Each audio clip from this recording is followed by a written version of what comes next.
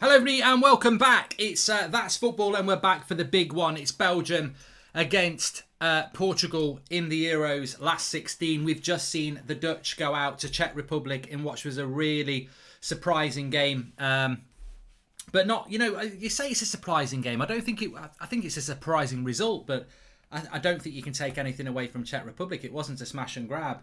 It was the risk and the excitement and the never knowing what's going to happen to football, which makes this sport the great sport that we love. The fact that it was a red card, unfortunate mistake by De Ligt maybe, but it was a red card, and then it leads to, as I said on the Watchalong, brilliant from Czech Republic how they actually took advantage of that extra man and scored 2 goals and just took the game away. So Portugal against Belgium now. We're going to lose one of the big teams in the tournament.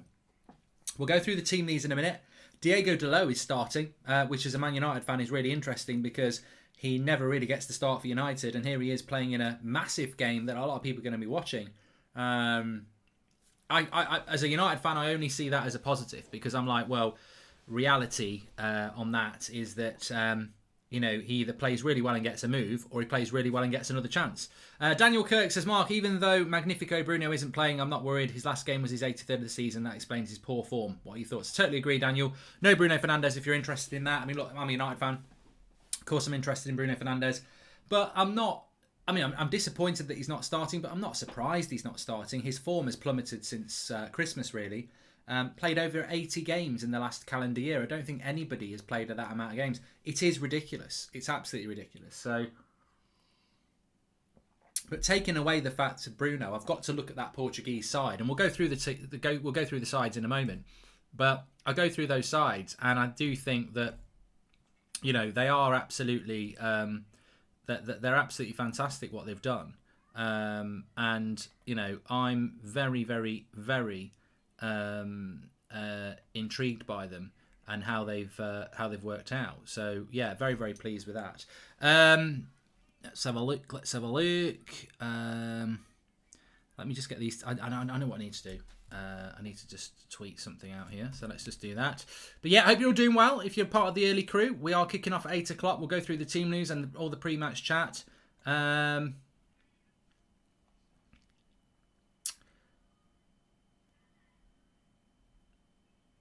Jadon Sancho is finally close to Manchester United after more than a year of negotiation with Dortmund. Something is still missing. Details on which there is optimism to arrive soon at the final agreement. That's from Jadon Sancho. Liverpool had an interest in Sancho in case they could sell one of their stars, but Jadon Sancho has always prioritised Manchester United, and now the deal can really be imminent. There you go.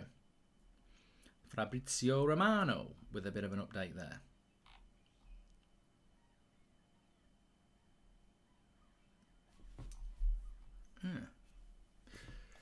It's not really an update though, is it? That's the problem. It's not really an update. Everything is just, it's close, it's going to happen soon, and then it never does. So, yeah, interesting. Right. Big one. Big game time. Yeah, I'm going to go through the team news now. Just putting the tweet out, which I should have done before I came live, so I can do that now. There we go. Okay, let's have a quick look at the team news for you. So,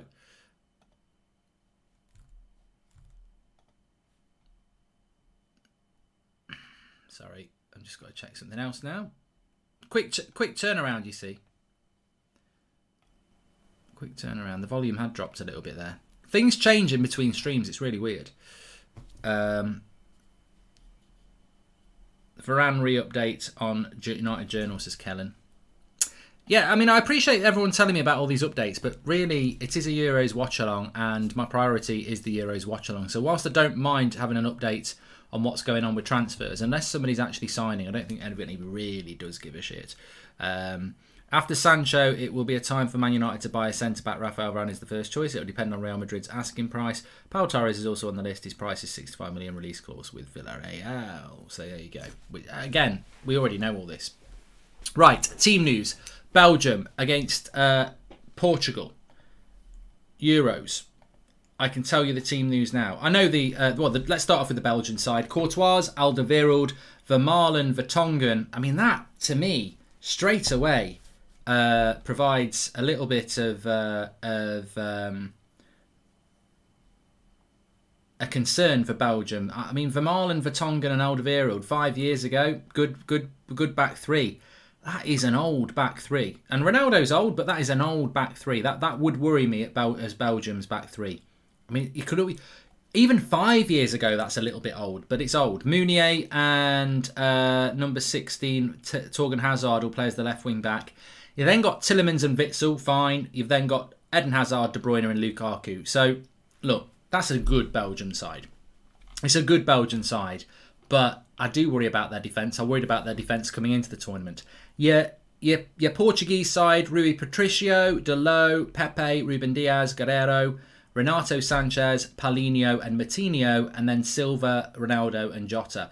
Now, I actually think that, and I don't know what everybody else thinks here, but I actually think that Portuguese side is about as good as it can get. I didn't like Carvalho and Danilo. I thought it was too defensive. And I think with Paulinho, Sanchez and Moutinho, that is a much better Portuguese side. I mean, would I have played Bruno over Moutinho? Yes, I probably would. But, you know, the reality is Bruno is out of form at the moment. So I don't have a massive problem with it. I would have played... Of course, I think Bruno's one of the best players in Europe, but is he one of the best players in Europe at the moment? Honestly, probably not. So I just think that that's a better balanced Portuguese midfield. I thought Carvalho and Danilo were pretty static, and therefore the team... It's a bit like playing McFred for Man United. The team... You can have all the good players at the defence and you can have all the good players up front, but if your midfield's static and boring, you're going to be static and boring. I think Renato Sanchez and Paulinho and Moutinho just give Portugal a little bit more creativity, a little bit more dynamism in the midfield, and I think we're in for a very good game, a very, very good game. And I hope my prediction: this could be an extra time game. It could be an extra time game, or it could be like 2-0 to Belgium, or it could be 2-0 to Portugal. It's hard to call. Mark, if England beat Germany, can you sing Ole Ole, the England song, says Kitty. I don't know it, but I can look it up. Thanks for the super chats, by the way. Make sure you subscribe, by the way. Bottom right-hand corner, we're getting really close to 441,000. We're about 100 way at the moment. So, yeah, that'd be great. Craig wants to know what my camera is. A7. Oh, how do you do that?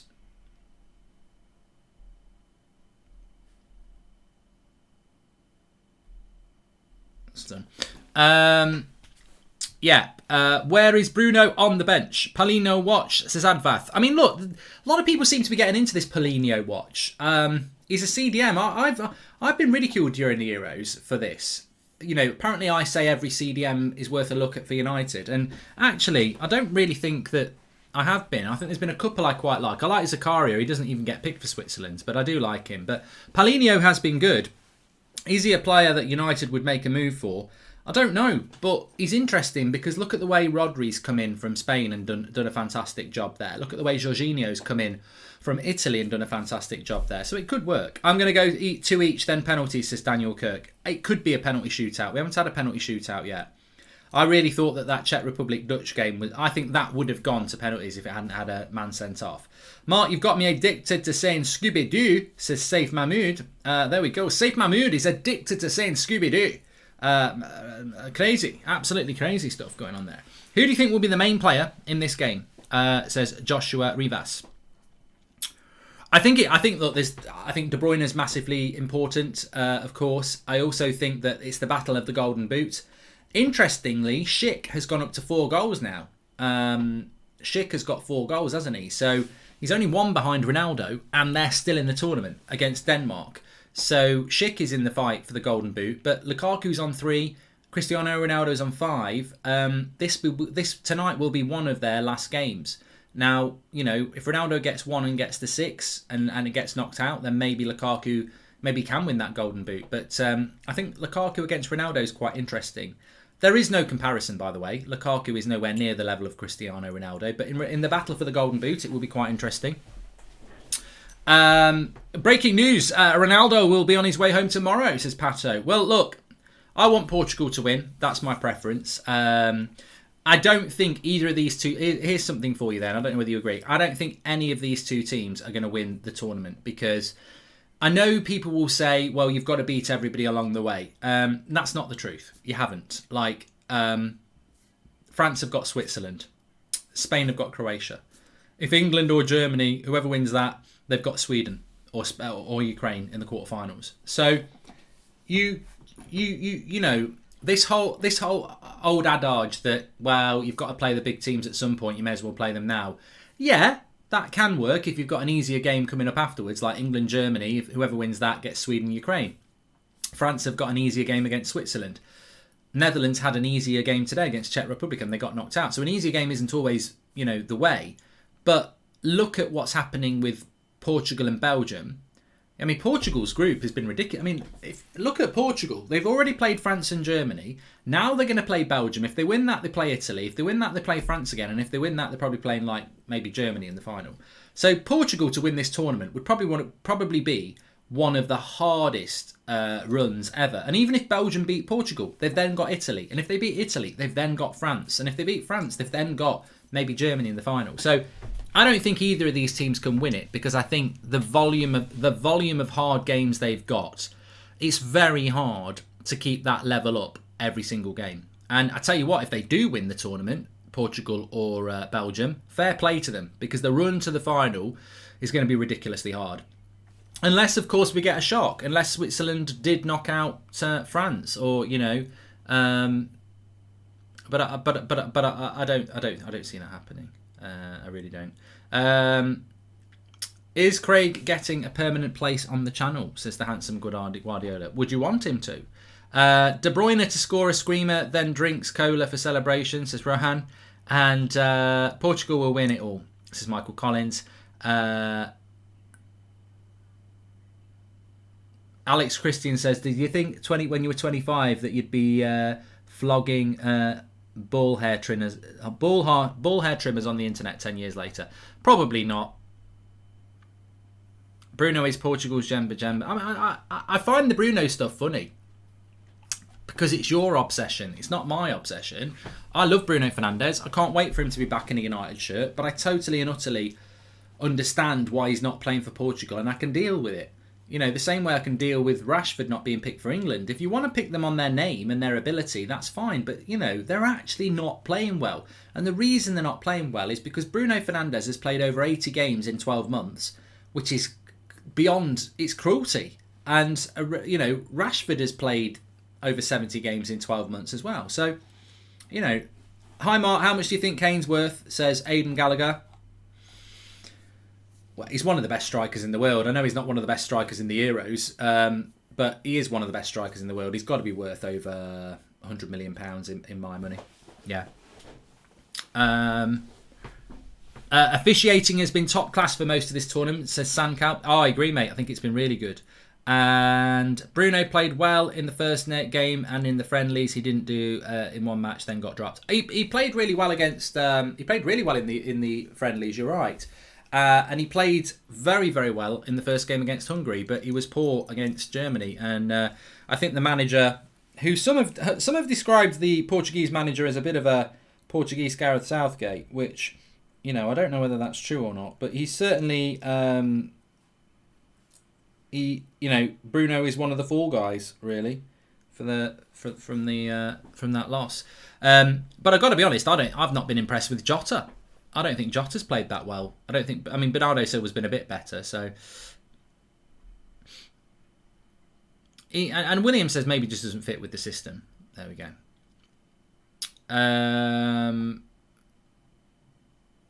Would you take Isaac at Man United? Says Jamie Williams. I don't think there's a team in the Premier League that wouldn't take Isaac. Really, I mean, I'm not saying I don't think he'd start for United, but I certainly think he's a good player. Looking forward to that game actually on Tuesday. Who do you think is going to win? Says Axon. I think that.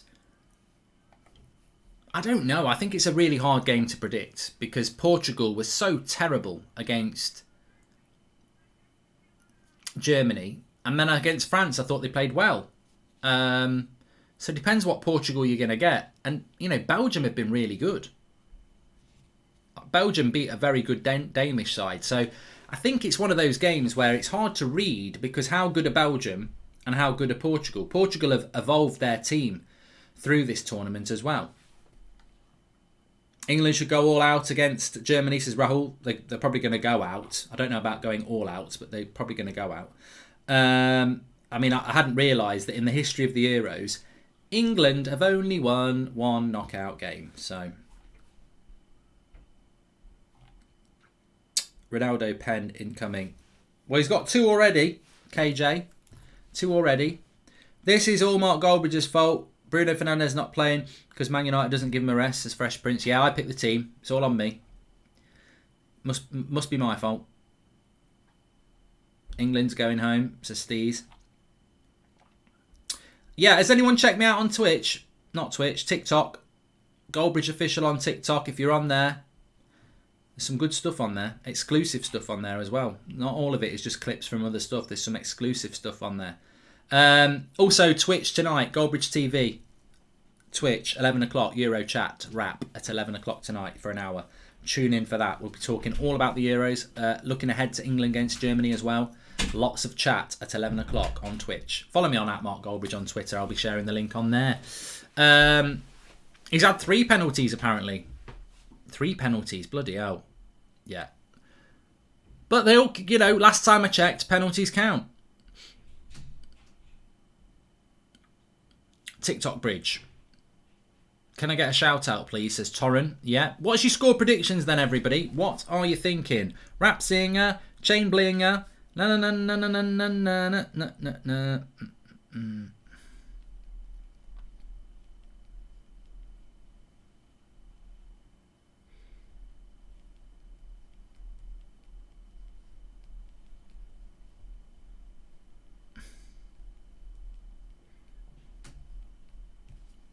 2-1, Lukaku double, says Oliver Harrison. Sam Potts says, let's get 6,000 watching. Yes, smash a like on the video and share.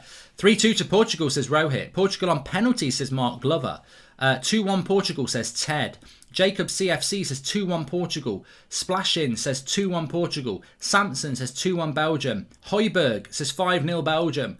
Goalfest 4-1 Belgium, says William Tragg.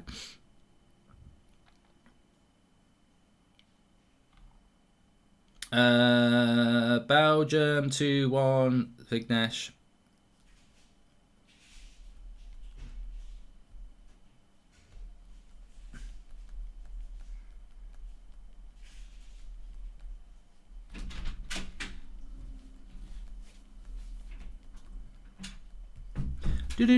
Belgium 2-1 Portugal, says Vignesh Ram. Belgium Hazard. You know, I often ask for your score predictions, and the reason I asked for the score predictions today is because I think it's such a difficult game to call. I really do think it's such a difficult game to call, and I don't really know which way it's going to go. I think it's going to be one of those games where, you know, we really do have to see what happens, essentially. Just hold on a minute. I've just realised something. I'm just trying to fix something while I'm live here. That. You'll see Portugal versus France. Don't worry about that.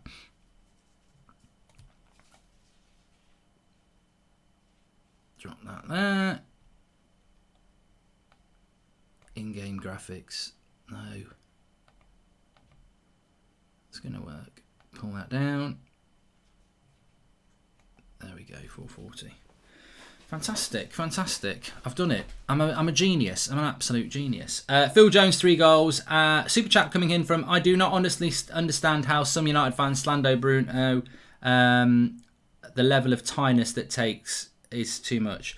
Mate, welcome to the world. Welcome to the world, Michael. That's just welcome to the world.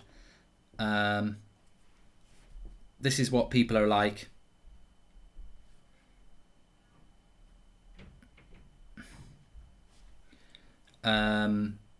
People get very bitter. Portugal could exploit that Belgian defence, but they need to be switched on from minute 1, says Crush Power. I think Belgium a little bit like a butcher's apron.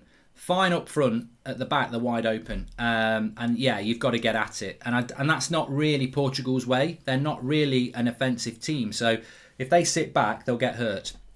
Pinaldo and Fernandez sitting in a tree, says Road to Dawn. Mate, I'm not going to read out childish little nursery rhymes about your weird obsession about Ronaldo and Bruno. I don't understand it. Like, there are players I like. And I mean, look, Saka, Arsenal player, very, very good. De Bruyne, Man City player, very, very good. Fabinho, Liverpool player, very, very good. I can look at players from other clubs and not get jealous or obsessed by them. I've never understood this. I don't understand why it eats people up. This Ronaldo and Bruno obsession that rival people have is weird. It's really weird. But you live with it. Everyone else will just crack on. What you think to Matt Hancock, Mark, says Gary Harry Godwin. Don't really have much thoughts on it about it at all, to be honest with you. Too many Goldbridge on TikTok. Can the real Mark Goldbridge please stand up, says Chelsea. The real Mark Goldbridge has stood up on TikTok because he had to. Goldbridge Official on TikTok. Check it out, and you know it's official because it's got some personalised messages from me. So check it out on there. They're 12-year-olds and they're obsessed. Well, let's not be ageist. They might be 42 and obsessed. Who knows? Who knows? Anyway, look, links in the video description. Let me just read this out. I sometimes do it at the start of the show, but I thought let's wait until the show's actually up and running properly. We were sponsored by them yesterday. We're sponsored by them again. Today's watch along is presented by Spond. I really like Spond because it takes the hassle out of organising any group event and is 100% free. With Spond, you can organise anything. So let's say you're trying to organise a football game with your mates. All you've got to do is download the Spond app using the link in the description, set up the event using their fully customizable event suite, send the link to your mates, and then sit back and wait for them to accept. Spond works across any device and even allows you to share files, create polls, schedules, manage events and attendance, make payments even, group and private messages. It even syncs with your calendar. So what are you waiting for? Hit the link in the description below and join 1 million other coaches, teams and other awesome people using this really cool free app to save hours organising of their own events needs. Thanks again to Spond for supporting the show.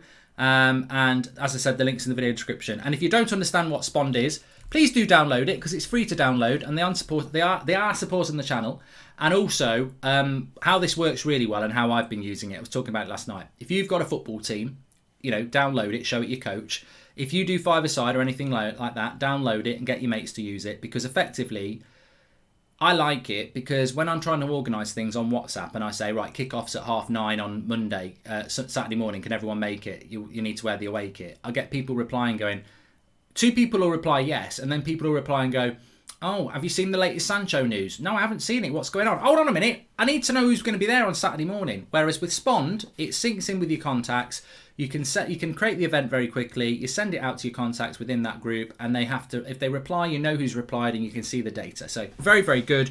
Links in the video description. Give it a go. Thanks to Spond. Right. Ronaldo, will you show the game live, or will we only see you watching the game? Portuguese Ralph, I love the innocence. The innocence of somebody who is 5 years late to the watch-along party and doesn't realise what a watch-along is. No, we haven't got the rights. Funnily enough, That's Football does not have the exclusive rights to the Euros. So yeah, I don't. Unfortunately, we can't.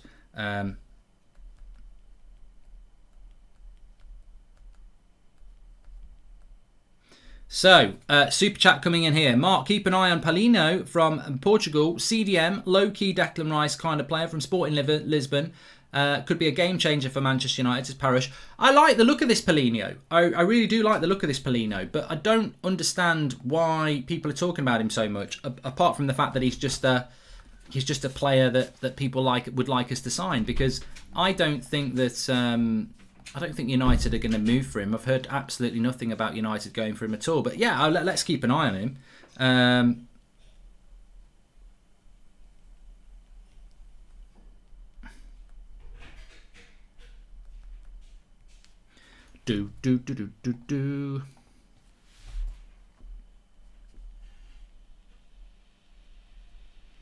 Right, let's get ready to rumble.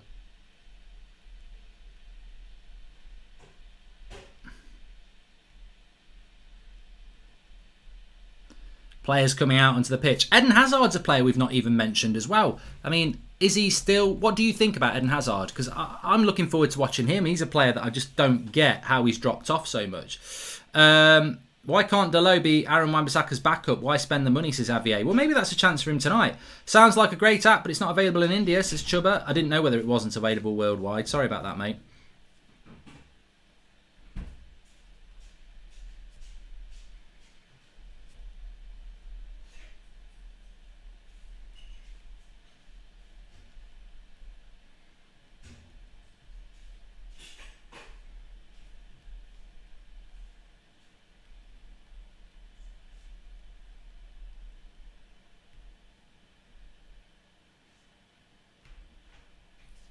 There he is, Ronaldo. Let's go Portugal, says Santa G. Hazard's finished, too many injuries, says Sinata. Hazard still got it on his day, but less consistent, says Matt Garner. Two totally separate opinions there. Torgan or Eden Hazard, says Johnny. Hazard loves lasagna, says Jess Bish. I love it as well. Probably not the best thing to eat in abundance, though, if you're a professional footballer. Why does Ronaldo look sad? I don't know, because he will be playing in the World Cup. And somebody said today, do you think this will be Ronaldo's last game in the Euros? Because obviously the next Euros isn't for 3 years. But 3 years, he'll be 39. He might. I wouldn't put it past Ronaldo to still be playing in 3 years' time.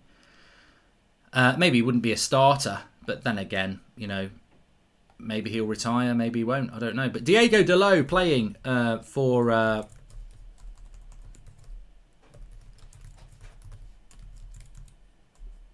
Portugal is really interesting. I mean, it's exciting. I mean, this is a player that we're looking to offload Manchester United. But if he puts in a good performance, maybe we don't get a right back and then we can use that money towards something else. But Ronaldo looks ready for it, looks proud, looks happy, singing the national anthem. He loves the game. He loves the game. And he's ready for the game. Oh, he's ready for the game. Definitely. American Leicester City fan here. Thoughts on the Pats and Daka signing and top 4 chances this year, says Jonathan Trippier. I mean, I think with Leicester, a couple of years, you've been you probably should have got top 4 and you didn't. I think you'll be knocking around there again, but it just shows you how difficult it is to get top 4 when you're up against, you know, Chelsea's and Liverpool's and Man City's and Manchester United's of this world.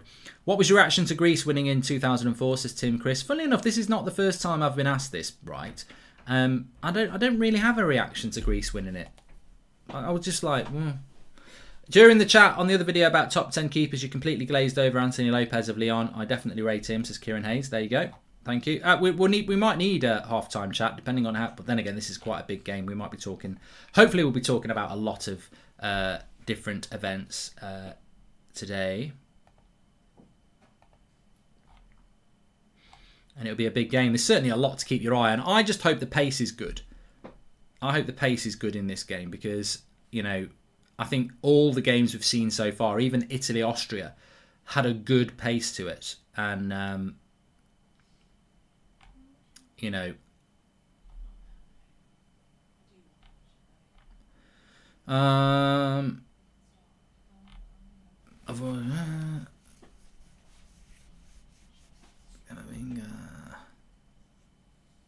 Camavinga. Okay, we're about ready to go. 2 minutes away from kickoff. Please do download the Spond app, event organising app, free, 100% free. Download it and support the channel by doing so. That'd be great. Thank you very much. Portugal 3-0, says Antoine Wendu. And do subscribe to the channel. We're very, very close to... I didn't even check, actually. We're very, very close to, he says. We're very close to 441,000. We're only 20 away. So bottom right-hand corner to subscribe. Trying to get up to 450k by the finals, final of the Euros, which is 2 weeks today. So bottom right-hand corner to subscribe. You're all very, very welcome on the channel. That's Football is for everybody, as you know. Anthony Lopez should be starting for Portugal, says Kieran Hayes. There you go. That's what he said. That's what Anthony Hayes said. I don't know about that. Why do ITV play so many ads? Because they got to make the money. It's all about the peas.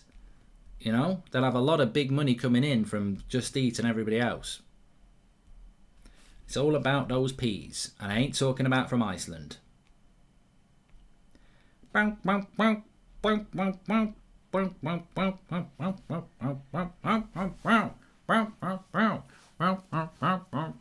on, let's go. We want a good game today. Oh, yes, we do.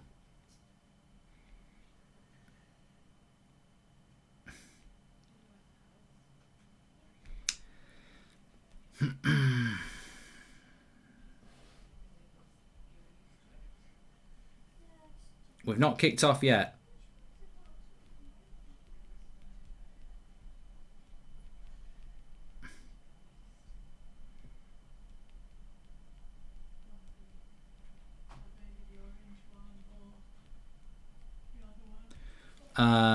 It's coming home. Do you think it's coming home? Well, I'm going to talk about whether it's coming home at 11 o'clock tonight, because I feel it's a conversation all in itself tonight. And I'll be on Twitch at 11 o'clock, Goldbridge TV, with a Euros wrap show. So, yeah, give us a watch at 11 o'clock for Twitch. And I'm going to go into quite a bit of depth about whether football's coming home ahead of this Germany-England game. But this game is, I think, the biggest game. I mean, look, I don't like the Sevilla games. This is being played in Sevilla in Spain. And again, it's just very, very quiet. There's not many fans in the ground. It just looks very empty, doesn't it, compared to that brilliant game we had earlier. Jordan Purchell, thanks for the super chat there. I absolutely love the Spond app, says Gary. Mike, thank you very much for the... I'm not stupid, Mike. Thanks for the super chat. Thanks for downloading the Spond app, though. We have kicked off. Mark, how do you think Patson Daka will do at Leicester? I mean, that's just a repeat, Joel. I like him. I don't know loads about him in the sense that I haven't watched him religiously, but from what I saw of him, I thought he was an interesting player. I don't think he was ever linked to Manchester United. I thought he was going to end up going to Liverpool, but Belgium just starting off knocking this ball about here. Very important that... you see, the interesting thing here is how deep Bernardo Silva and Jota are straight away. They're almost playing a back six. I do not like that from Portugal. They're almost playing a back six. Jota and Bernardo Silva tracking back the wing backs of Belgium. This is going to play right into the hands of Belgium if Portugal are going to basically just play so deep. And that was my fear about this game. Look how deep Bernardo Silva and Jota are. Matinho and Renato Sanchez are actually closer to Ronaldo. But I like Renato Sanchez. Hopefully he'll have a good game. Very good season for Lille. Interested to see how well Delot does. Here he is with his first touch of the ball.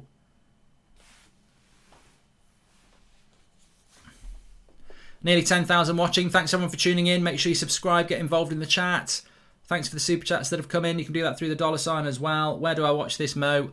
This is on ITV. Of course, Ruben Diaz has had a crap tournament. I don't like that Portuguese kit, the away kit. Does anyone like it? I don't like it. Half-time topic, top 5 gingers, says he too. Mick Hucknall, Chris Evans,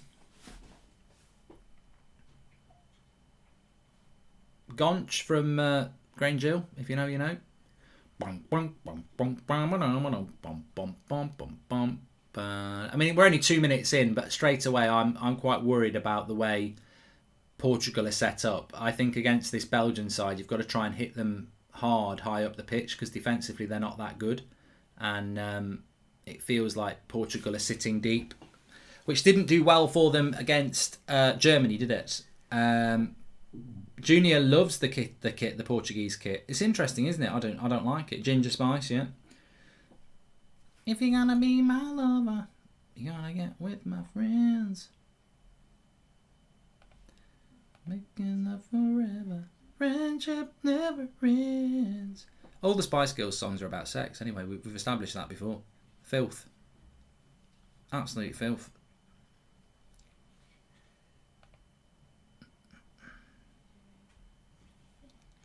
Yeah, disappointed not to see Bruno playing, but also I think that, you know, at the end of the day, I can't pretend that he's playing that well for United towards the end of the season, and you know, maybe it just doesn't suit the system. We don't need to sync. There's a timer below. You know those numbers, they correlate with the timer.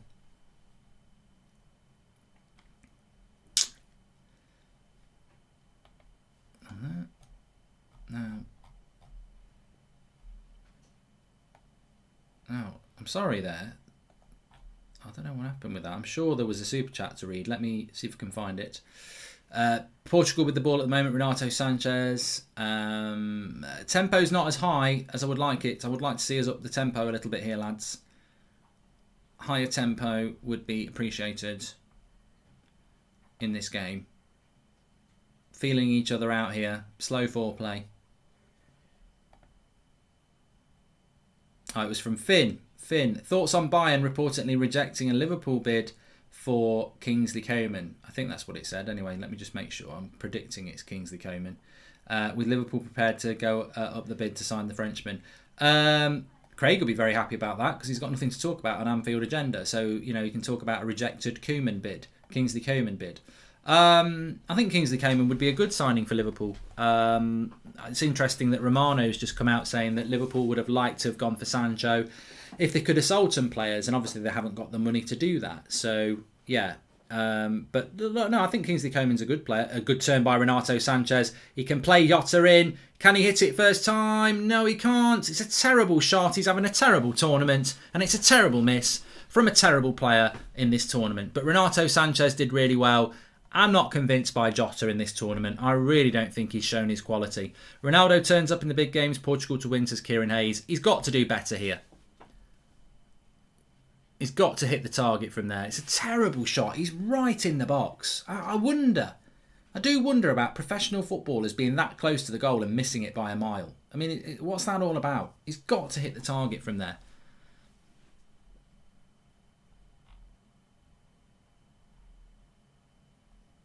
Great from Renato, says BG. It was very good. Should have buried it, says Alan.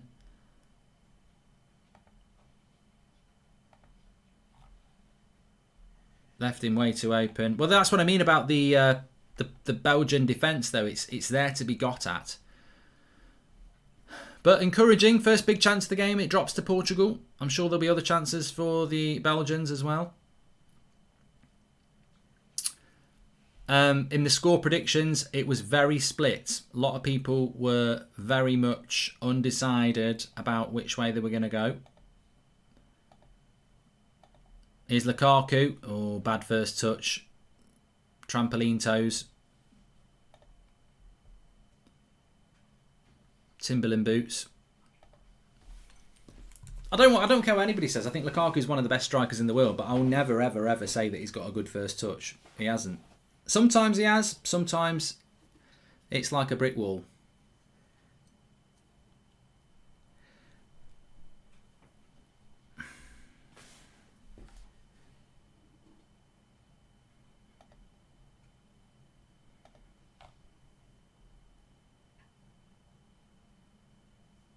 Thomas says, why can't he improve his first touch?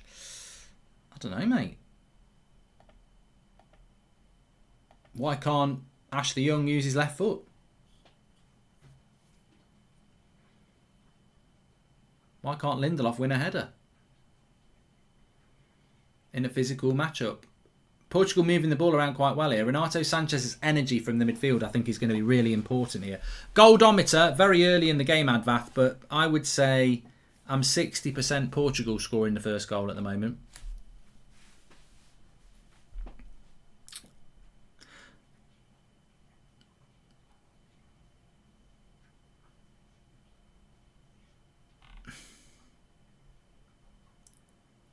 What are your thoughts on the Netherlands' loss, says NK?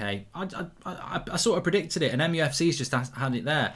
If you remember, before the game kicked off, Craig was like, I think Holland will win, or Netherlands will win. And I said, I just had a feeling that this could be there will be an upset in the last 16, and I've had a feeling that this might be the game, and it did. And look, the red cards made the game, really. But realistically, I also think Cross comes into the box there, and it's missed Lukaku, but they've kept it in on the far side. That game wasn't about the red card. That game was about the Malen miss. I mean, literally, what was it? 30 seconds before the red card to De Ligt, Malen's running through one-on-one and should score. If he scores that goal, Czech Republic are 1-0 down, and they don't even have the attack that leads to the handball. So that was the game. It was the Malen miss. Fine margins, whatever you want to call it, but that Malen miss was the thing. Because I think if they score that, the Dutch are through. Fine margins, that's why the game's so good to watch, isn't it? Because you just don't know what's going to happen. But yeah, the Dutch disappointment continues. They've not won anything since '88. Guarantee it's now going to be about 66. But, you know, again, the Dutch are a team that's probably underachieved. Neto would be a much better option if not injured, says ABC. Yeah, he is a loss for them, to be fair.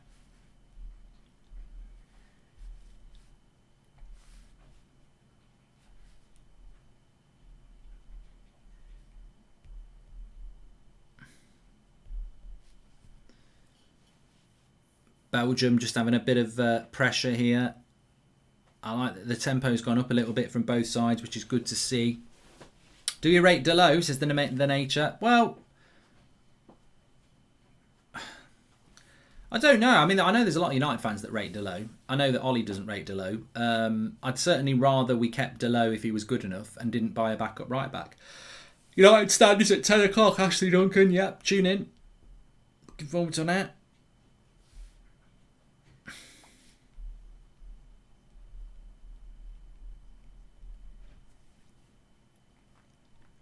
Ten minutes gone exactly.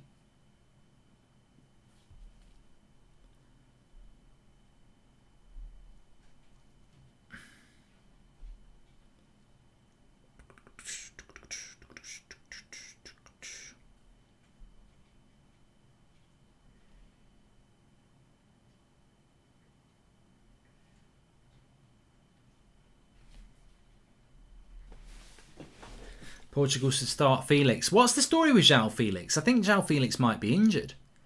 I don't know what's going on with João Felix. Is he on the bench today? Let's have a quick look. Portugal. Yeah, he's on the bench, number 23, isn't he? They call him Sakira on BBC, but he's number 23. So he's back on the bench. I don't think he was on the bench for the previous game. Yeah, I don't know what that's all about with João Felix. I think João Felix is a fantastic player, but you know, doesn't get in the team for whatever reason. He's still recovering from injury. Yeah, not the same without Bruno. I mean, I think Bruno should start. I don't think Bernardo Silva and Jota have really done that much in this team, but the manager obviously doesn't want to play. I mean, look at where Matinho is. He's played. Matinho is the closest player to Ronaldo all the time. Bruno must be massively out of form to not be playing that role. It's made for him. Look how deep Bernardo Silva and Jota are having to play because Belgium play a back five. Here's De Bruyne. Fanta pants. Switches the play. That Belgium defence has got... I mean, I dread to think what would happen if Belgium played against France. They'll get killed for pace. There's been a murder. Scooby-Doo. There's been a murder. That Belgian defence.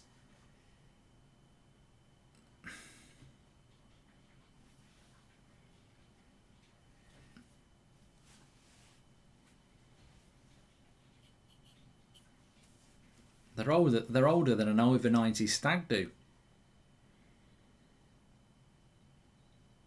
In footballing terms, Vermaelen must be about 98. I thought Vermaelen had retired. I remember when Vermaelen left Arsenal to go to Barcelona. That felt like it happened in the 90s. Would I take João Felix at United? Well, I do think he's a good player. I don't know whether United need a player like that, but you know, he's very good. I mean, Atletico played... Didn't they pay like 90 million for him or something like that? I mean, I remember before United got Bruno and before Atletico got João Felix, that was the big debate. It was like, who's better, Bruno or João Felix? Because João Felix was at Benfica doing bits and Bruno was at Sporting doing bits. And then I said at the time, even before he came to United, Bruno's the better player because Bruno was doing it in a worse team. Than João Felix, but apparently it was more than that. It was 120 million. I mean, that's a lot of money, isn't it? A lot of money. The odd thing with Bruno is, though, that Sporting Lisbon couldn't win the league, and then when he left, they won the league. Which is nothing to do with Bruno. It's just, you know, the evolution of that Sporting Lisbon team. Yeah, a lot of people talking about Paulinho is the CDM for Portugal, who are playing quite deep at the moment, so... Not a lot going on. But I knew this game was going to be like this. It's a bit of a game of chess. Portugal, Belgium, you know, two fantastic teams, full of top class talent, and you're going to see a lot of those players basically feeling each other out and cancelling each other out. You need an early goal in a game like this. Desperately need an early goal. If Jota had scored that chance, I think it would have opened it up. I don't think... Has Ronaldo touched the ball yet, says Advath? There's not a lot going on. He's just dropping a little bit deep here to come towards the ball. But here's Jota. He's never going to keep that in. Goes for a throw.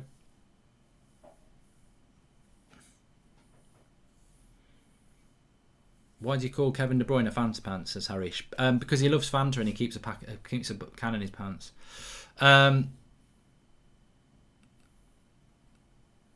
mean, that's an interesting point there. I don't know what it is like for your club. I would ask you this question. What club do you support, and are you happy with your players who are playing in this tournament so far? Because Shub says, I'm a little disappointed that none of the United players have lit up the tournament, as most of them were overplayed. And I think that is actually a very, very good point. I think a lot of United players haven't lit up the tournament because they have been overplayed. Although Luke Shaw, I think, has been good for England. Harry Maguire against Czech Republic looked good as well. So I think those two have done all right. I mean, obviously De Gea, I think he's not Spain's number one because of Ollie having two goalkeepers and not making a choice. I think Dean Henderson could have been England number one, but for the same reason, Ollie didn't make a choice. Bruno's exhausted. Rashford's exhausted. Greenwood obviously didn't make it because he had an injury. So, yeah, there's a lot of United players with a lot of fatigue. Pogba's doing well, though. Yeah, Pogba's good. I'm tempted not to use Pogba, though, because I just don't know what's happening with Pogba. Like, nice little bit of play here, but Moutinho collision with Witsel. And I think they'll both get a bit of service there. Not service, whatever it is.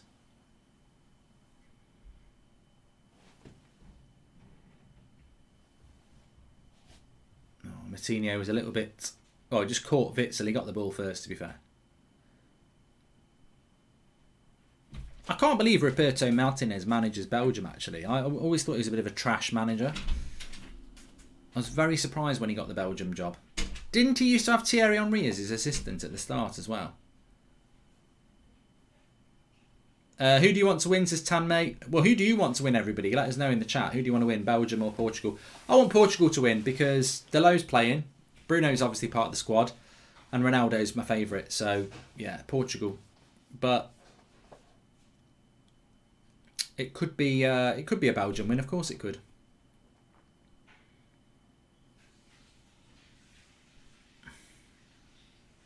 I think Belgium are the favourites. I do feel like Belgium are the favourites in this game. If you want to be my lover. Good control by Lukaku, but it's not good control. It's in Sainsbury's car park, and Deleu's picked it up. Lukaku's moaning again. He always, you know, one thing about Lukaku is he does moan at his teammates a lot. He used to do it at United a lot as well. What was that thing he used to do about United? He used to do it loads. He'd point where he wants the ball. He used to do something for United. I don't know what it was. It was really annoying because it was like, yeah, you can't even do it yourself, mate. But put him in the penalty box, he'll score a goal. Let's get 12k watching, says Sam Potts. Yeah, we're closing in. Make sure you smash a like, share the video. Love the content from a Liverpool fan, says Liverpool for life. Thanks, pal. You're all welcome on here. Working towards that England game on Tuesday. Varane and Slabhead in United's defence is perfect, says Kieran Hayes. Thanks for the super chat there. Mark. All strikers moan, especially the good ones. Yeah, Nick. When United first signed Ronaldo, did you know you were getting the player he is now? No. I don't think anybody did. And Sidekick Simon. Wait a minute. Sidekick Simon, good block. What's the best example you've seen of a single player lighting up an international tournament, says Sidekick Simon? Well, I was very young. But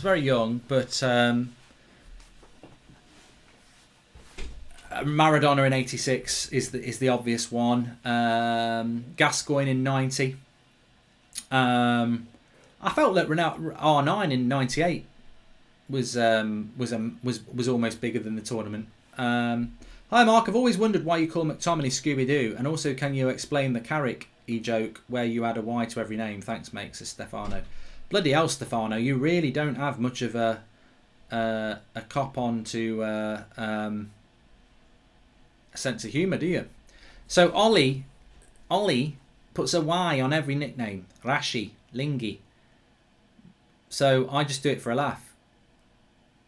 I just put a Y on the end of Carrick, Calicky. What was the other one? McTominay. Well, somebody told me if you want to do a Scottish accent, Scooby-Doo is one of the easiest 2 words to say when you're trying to do a Scottish accent. So Scooby-Doo is not Scottish. It's just a good word. It's a good 2 words to use if you're trying to learn how to do a Scottish accent. Scooby-Doo. So there you go. Ronaldo took it down, but intercepted by Vermaelen. He was offside anyway. Varane. Sanchi. He'll never... I'll tell you what, he's never going to buy Camavinga, is he? What's Ollie going to do with that? Karaki. What am I supposed to call him? How am I supposed to get a Y on the end of that? Camavingari. Cammy, yeah. But that Chris Kamara won't be happy about that. Belgium coming forward here. 20 minutes gone. Anybody who thought this was going to be a goal fest?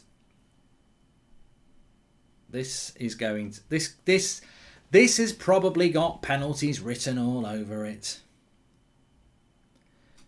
In the world of sport... I can't do it. In the world of sport... This is probably going to be the last time we've seen Cristiano Ronaldo. He's played his games. No, I can't do it. Slab Heady. He will light up the Euros when the sun shines off his forehead, says Kieran Hayes. Here's Ronaldo out on the wing. Nice little play. Good skill. Good tackle, though, by Tielemans. Ronaldo goes down, clutching his face.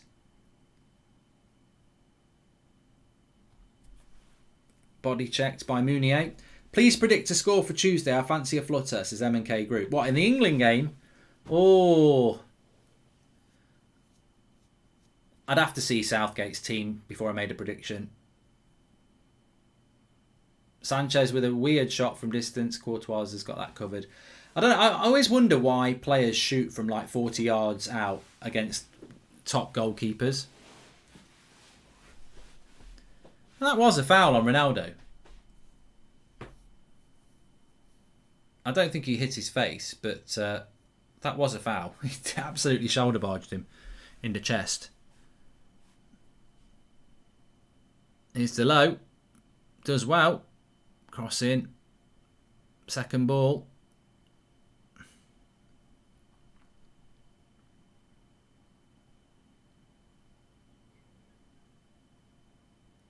Mark Henry does not play for Belgium. Whoever said that. That's unfair.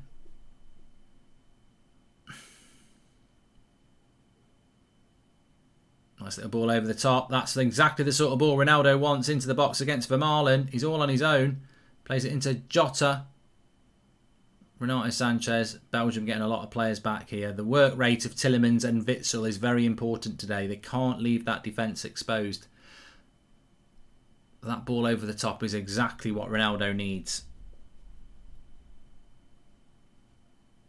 United didn't take first option on Depay because Depay would make Ollie's brain come out his ears, says Karen Took the Kids. Mark, do you not think that it should be Carey instead of Kariki, considering how Man United is carrying old players as coaches, says Danielle.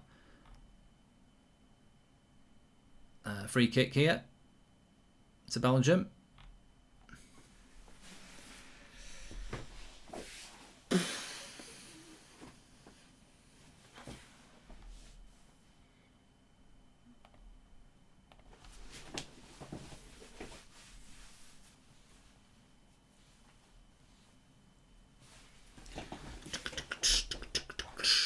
Little stretch. So free kick to Portugal here. Chance to whip a cross in. I don't like this ref, says Granth.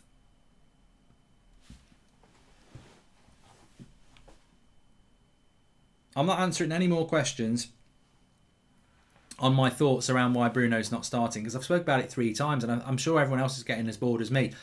Ronaldo's behind this. It's very far out to the right-hand side. To get that up and over the wall would be stupendous. He's going to have a go, but I think this is going to go straight into the wall. It's over the wall. It's a good save. Oh, well done, keeper. Good save. Ronaldo got it. I don't know how he got it through the wall, but it was a good hit. But Courtois holds on to it. Boom.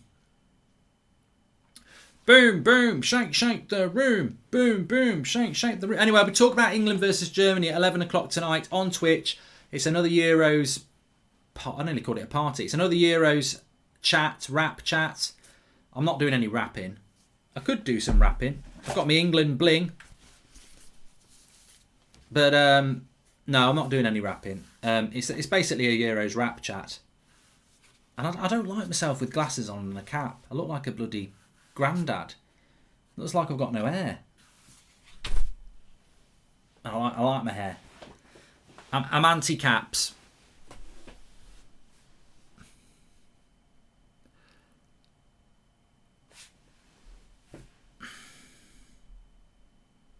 Thoughts on Delo so far? Too early. Too early in the game. I mean, here he is on the ball now. But he's looked quite steady.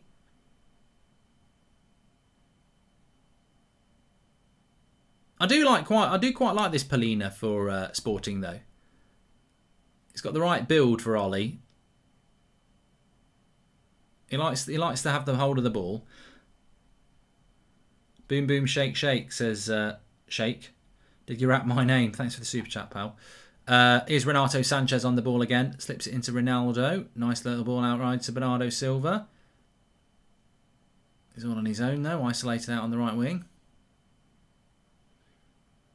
Why does this ground feel like you're playing in like Russia? It's got real Russian vibes. Oh, Mounier had to be careful there. Jota was trying to force something. Guerrero, bad first touch, I'm afraid. Ronaldo's well pissed off. One good first touch and he could have whipped that cross in.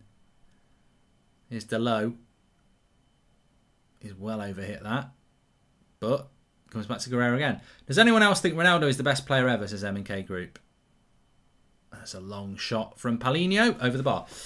I don't know about best player ever, but he is definitely a GOAT player. Here's the free kick from Ronaldo. Did he get out over the wall? Let's have a look.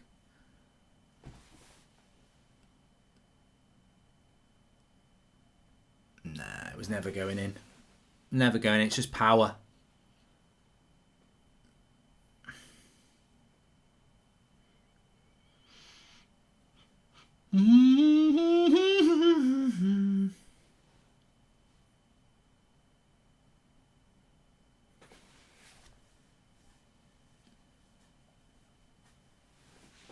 I still think Maradona's the best player ever.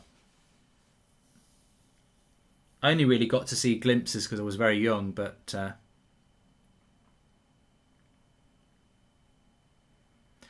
tell you what, that Belgian defence is really pace averse.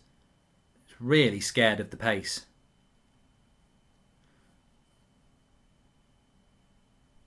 I hope there's no more games in Sevilla.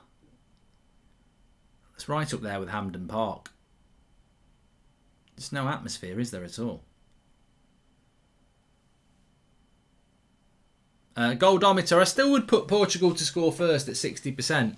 Belgium have been quite disappointing this first 28 minutes, considering they played so well in the group stage. I think Belgium have not really played that well. They're not settled yet. If we had Trent Alexander-Arnold, we may have had these 2-0, 3-0 results we're looking for. Been defensively good, and it's not due to a defensive right back. Agree or disagree? Says Swift official tube. I think people overrate Trent. I like Trent Alexander-Arnold, but I don't think he would have been a game changer for England. I don't think he even would have started for England. I don't think Southgate really wanted to take him. I just think he took 4 right backs because of media pressure. Ultimately, I think Ward-Prowse missed out because of media pressure, but I don't think he would have started Trent anyway. So whether he would have made a difference or not, I don't think he would have started him. Do I like Underneath the Sky by Oasis, Tommy? Yeah, I've been watching watching quite a few YouTube videos late at night. YouTube, not you know what.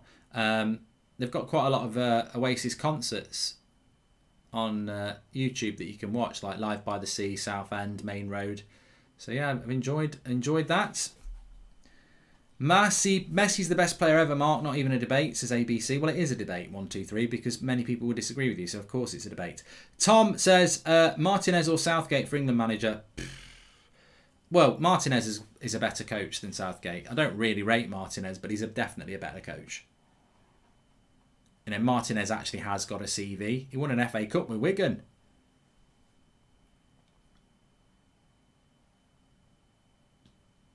Lukaku's got his Timberland boots on today, says Wayne.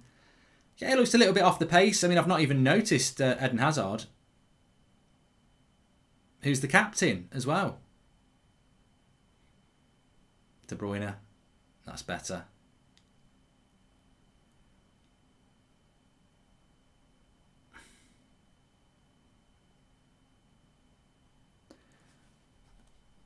It's 1:16 a.m, says Abachak, in my country. There you go. The question isn't who is the best, it's what is it that defines you as the best, says our Irish Penguin. And does the English manager have to be English? No. No, we see England sort of made that decision in the early noughties that they were going to try and foreign manager. So we went with Sven-Goran Eriksson, and then we went with McLaren, didn't we? And then we went with Capello. And now we're not going to have a foreign coach again, apparently. But I don't think that England can turn their back on having foreign coaches, having not, you know, they've experimented with the wrong type of coach. Lovely play by Delo there, bringing it forward. You know, if you're going to try foreign coaches, don't go for bloody Swedish Southgates and Italian Southgates. And look, I'm not saying that Capello is anywhere near comparable to Southgate in the way that his CV is elite compared to Southgate, and so is Sven's, but they are very conservative managers. If you're going to get a foreign coach, get a foreign coach who actually has got a pedigree of playing the sort of football that's going to be agreeable to your fan base. God, this game desperately needs a goal. It really does.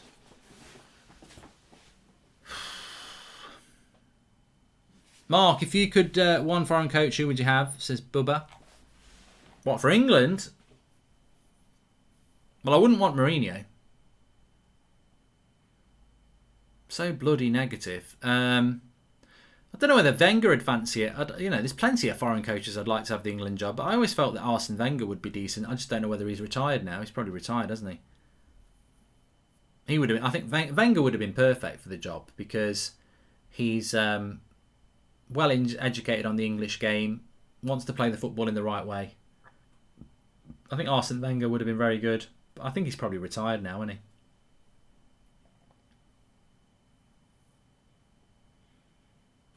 Oh God, Jota's crap. Really crap.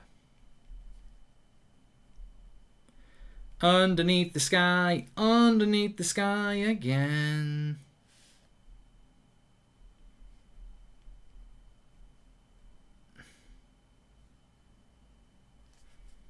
Hi Mark, idea before the start of the Premier League, do a video for each position, ranking in the top 10 in each position. Could even do it for coaches as well. And Ewan Black says Marcelo Bielsa as England manager, in my opinion. Yeah, I wouldn't mind that. I wouldn't mind that.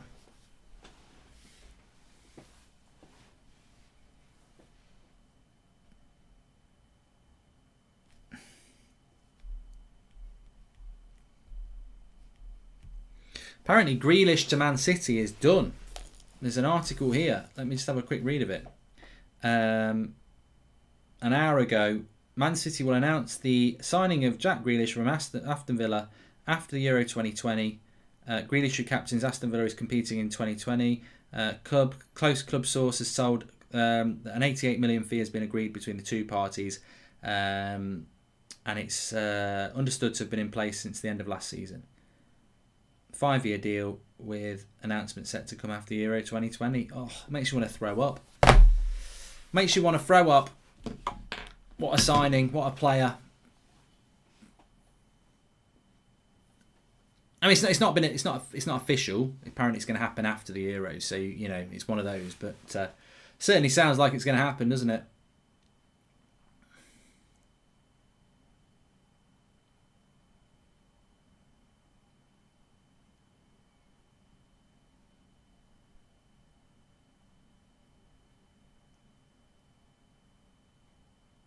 I'm going to ask that person actually if they can find anything out about Camavinga.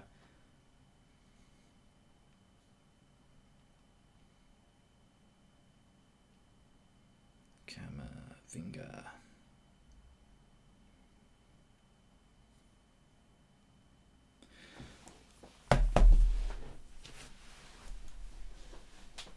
Tom Hagen, thanks for the super chat there.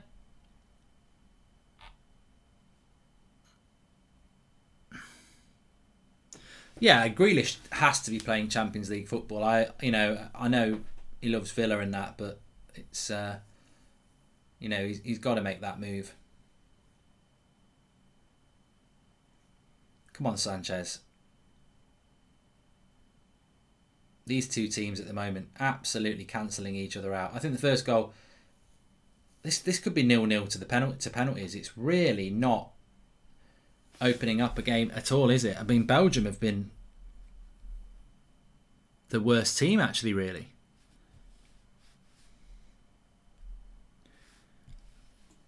Please subscribe, by the way, bottom right hand corner. Chance for Portugal to put a cross in here.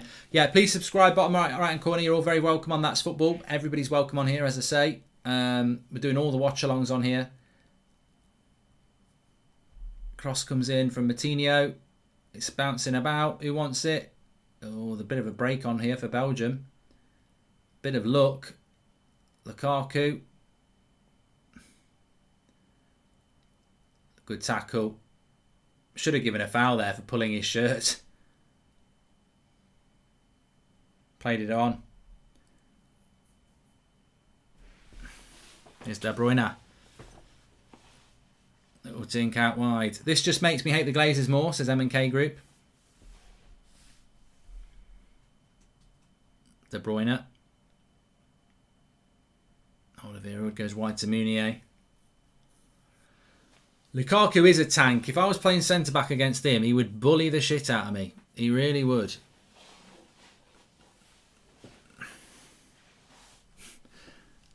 He's a very, very hard player to deal with when he gets going.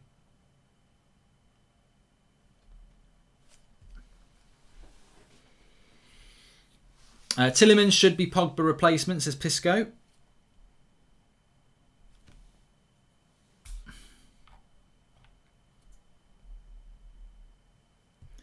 Underneath the sky again. I don't feel as if you know me. You take up all my time. Nobody ever mentions the weather to make or break your day.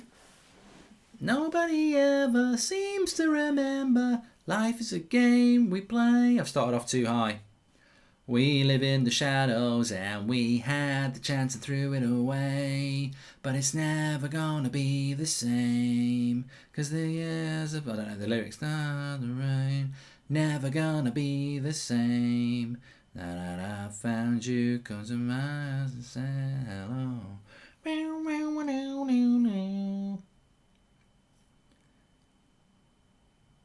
Nice ball over the top. Delo. Shoots wide. I tell you what, Delo's probably been one of the best players on the pitch.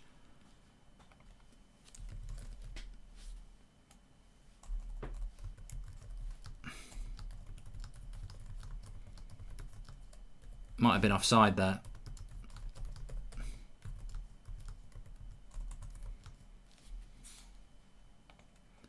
Nice takedown. Just didn't quite take the shot. Imagine if you did that in the top corner. Ollie would have been silenced. Kaneki, what have we done about Deloe? Long ball out. Look at Lukaku and Diaz. That's a battle. There's a battle ahead. Many battles are won. Conte's England manager. 5 at the back, but proven, says Tom Hagen. Well, he wouldn't take the England job, would he?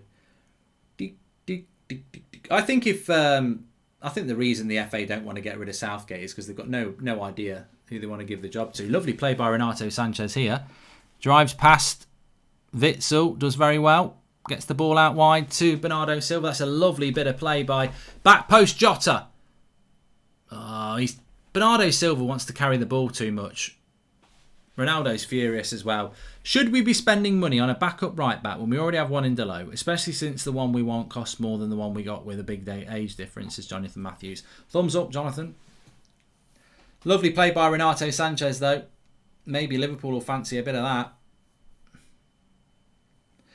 It's not just the hair. He reminds me a lot of the way he plays, like of Edgar Davids. Anyone agree with me on that? And look, they have got very similar hair, but the way he plays the game, it just reminds me of Edgar Davids.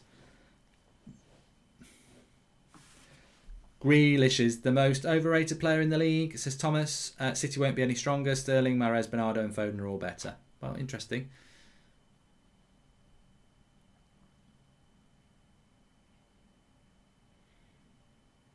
Ronaldo. No, he's giving a foul.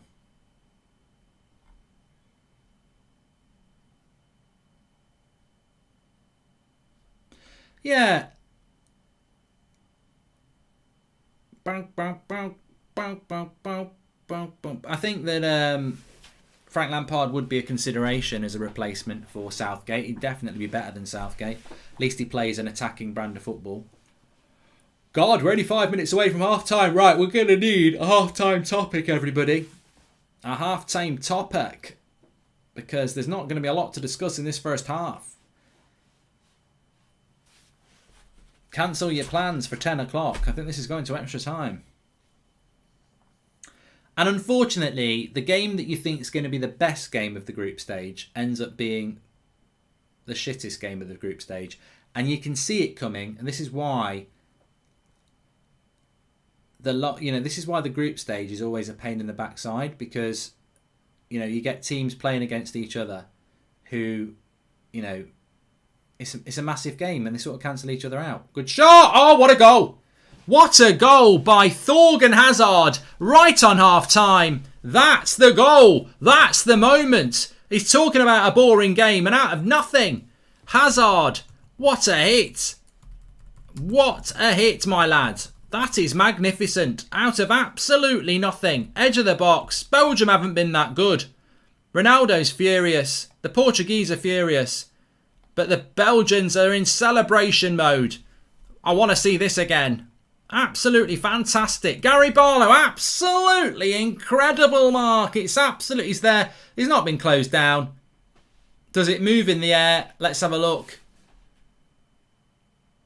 Yeah. It dips all over the place. It's Ronaldo-esque. The way he hits it, cuts across it. Patricio can't get it. It's like a Ronaldo shot.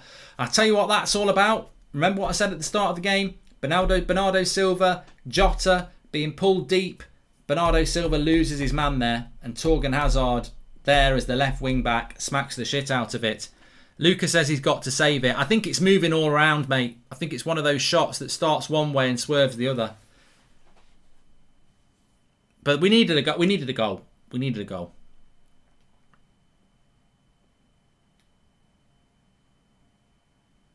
And I don't think Belgium have played that well. But it only takes a minute, girl, to fall in love. It only takes a second to hit a rocket like that. And Portugal are going to have to push for it now.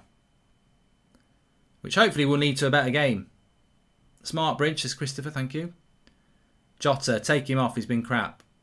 Another crap cross. Here's Delo. Bernardo Silva. Oh. I think they've been a major disappointment in this tournament for Portugal. Jota and Bernardo Silva, considering their club form and what they're capable of in the Premier League. I think one of the most disappointing ones has been Bernardo Silva. He's way better than this. You know, he's a massive player in Man City's side. And for Portugal, I think he just looks average.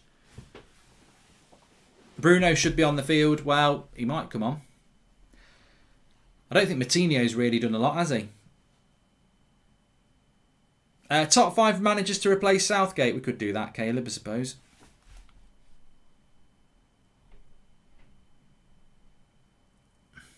Oh, they're away again here, right before half-time. Eden Hazard, he's going to wait, he's going to play it into... Oh, no, they've cleared it. Or have they? Could have been an own goal there. Delo. Is anyone getting that black and white stripy thing in the corner? You know what that means? Adverts, but I haven't seen it for ages.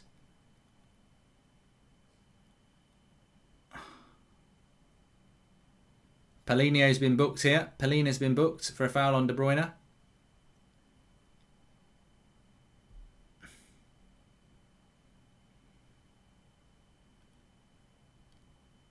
Got the ball.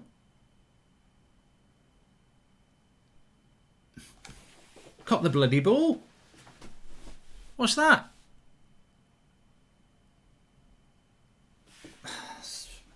I mean, in the modern game, that's going to be a foul, but he did get the ball.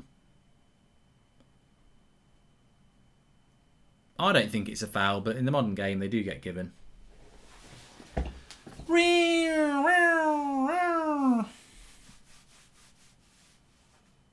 He probably should have got a yellow card for pulling Lukaku's shirt earlier on. See, Bernardo Silva doesn't track Hazard. He's too slow. And what a hit.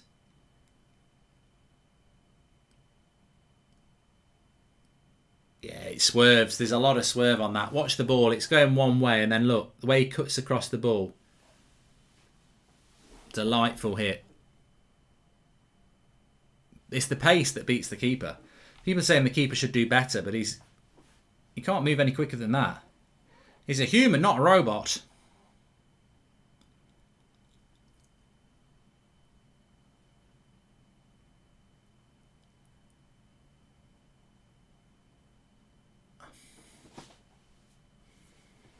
Rui Costa, yeah. Ronaldo not happy with that. Yeah, I agree with Cliff. It was no chance with that. It was a blaster.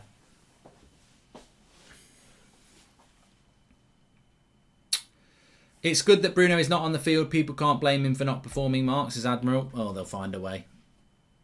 Have Boohoo Man tried to get you to do a Love Island watch-along for them yet, Marks? Is Joshua Bellwater. No, are they sponsoring Love Island? Cross comes in from Delo. Bit too high for Ronaldo. Guerrero again. Cleared. Paulina.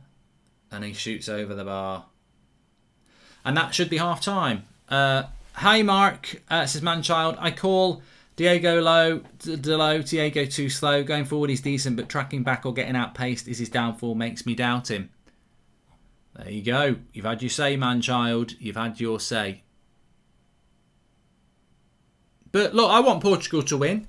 But I'm glad there's a goal in the game because I get fed up of 0-0s. It's not half time yet. I don't know why he hasn't blown yet. He has now. Players go off the pitch, reset, stop the clock, back to the chats. There we go. Please download the Spond app, by the way. They're sponsoring the show today, so it helps us if you do that. It's completely free to download. It's an event organising app. So if you are playing football or organising events with your friends and families and things like that, WhatsApp's annoying for that because you put it in there, who's at 5-a-side on Wednesday, 7 o'clock. You get a couple of people saying yes, then somebody else starts chatting about something else and you're like, yeah, no one's replied whether they're going to play. The great thing about Spond is that you can download it, you can create your event, it syncs in with your contacts, you send it out to them, they get the message, and then they send it back and you get an organised event organiser where you can see who's replied and who hasn't, and if they haven't replied you can chase them up and send another one. You can also send messages, photos, you can use it for payments and all sorts of things. 100% free, links in the video description. Give it a download, as I say, over 1 million people have downloaded it already. Seller says that Paulinho isn't actually that good. I don't know why people are talking about Paulinho. There's no... Has Jim White gone live? Paulinho, Manchester United. I've not heard anything about it. But good hits. I don't think the keeper could have done any better. I think ultimately it comes down to Bernardo Silva losing his left wing back. Jota and Bernardo Silva have been tasked with tracking back, and they didn't do it on that one. Renato Sanchez is a more intelligent and better passer than Fred. I'd love a player like him at United, says Macarios. I can't help but think that he will leave Lille at some point in the very near future. I could see him at Liverpool, to be honest with you. I think this game needed a goal. Now, second half, Portugal have to attack. Good second half incoming. Vignesh, big thumbs up. This is why you need a goal in a game. I mean, I want Portugal to win, but the game needs to open up. If Portugal score again and it goes to 1-1, they both won't sit back like they did do at 0-0. It's a psychological thing. There's been goals in the game. It opens people's minds up a little bit. But what I would say is I'd be a little bit worried about it if I was Portugal, because Belgium's goal was out of nothing and they've got that goal. What about when they start creating proper chances? So, yeah. Paulinho and Bruno don't play the same position. João Moutinho is the one playing instead of Bruno. Yeah. Paulinho is a CDM. Definitely. Top 5 generational talents, Mark. I do want to do a top 5 at half time. I just want a good topic to do. We did top 5 pundits at half time in the previous game. Bring Neves on, said somebody there. Thank you.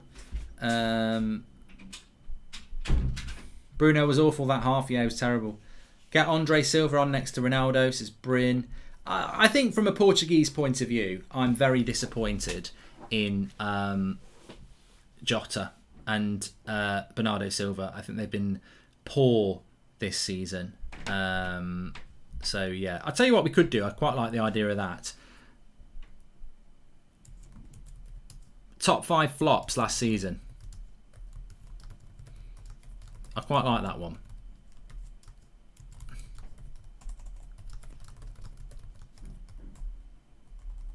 What are you saying?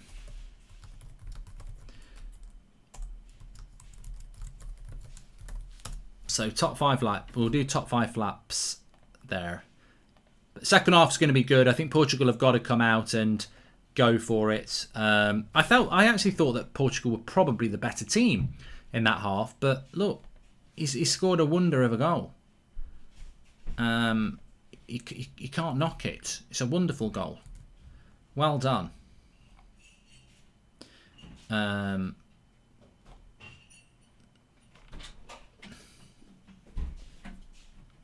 Top 5 flops. One is the okay. Partey. Okay, so to do this, I really need to compile a list of players that brought in. So let's go through. Let me get a Premier League table here. It's going to be easier to do it like that.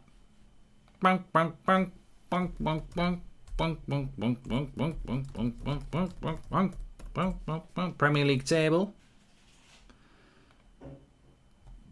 Oh, don't show me the table that's got Arsenal top. I want to see the Premier League table 2021. Okay, I got it. So, Manchester City. Man City, did they have a flop? I don't think they did. Did Man City have a flop last season that is a contender for a flop? I don't think Man City did. Manchester United, did we buy a flop last year? Can't remember bloody buying anybody last year. Van der Beek. It's got to be a consideration, yeah. Van der Beek, it's got to be a consideration. Liverpool, Thiago has got to be a consideration. Chelsea, Werner has got to be a consideration. Leicester. Can anyone think of anyone from Leicester that might have been a flop? Bruno needs to come on, says Sakin. Belgium is sitting back, needs some midfield magic. Moutinho has been quiet. Top 5 captains. That's a good one. I like that one. I'm going to keep that for next time. Top 5 captains. That's a cracking one. Centre back super slow, can't handle quick ball in the final third. That's what they need to do more. Well done. So with Leicester, did they have anybody at Leicester? Aki is a good one as well. I like that. Aki is a good one. Leicester. No, there's nobody notorious for Leicester, is there? Let's be honest. West Ham. West Ham. I thought Lukaku's movement was great this first half. Also, Mark, we do preferred 11 versus Germany ahead of Tuesday. Talking about it tonight at 11 o'clock on Twitch, Goldbridge TV. Just follow me on Twitter at Mark Goldbridge and I'll be tweeting the link out when I go live. So 11 o'clock tonight, we are having a Euro chat on Twitch. Been doing it quite a lot over the Euros. And yeah, Vardy was a flop last season. No, they've got to be a buy. So move on to the next. Spurs. There must be some players from Bale. I think Bale was a flop.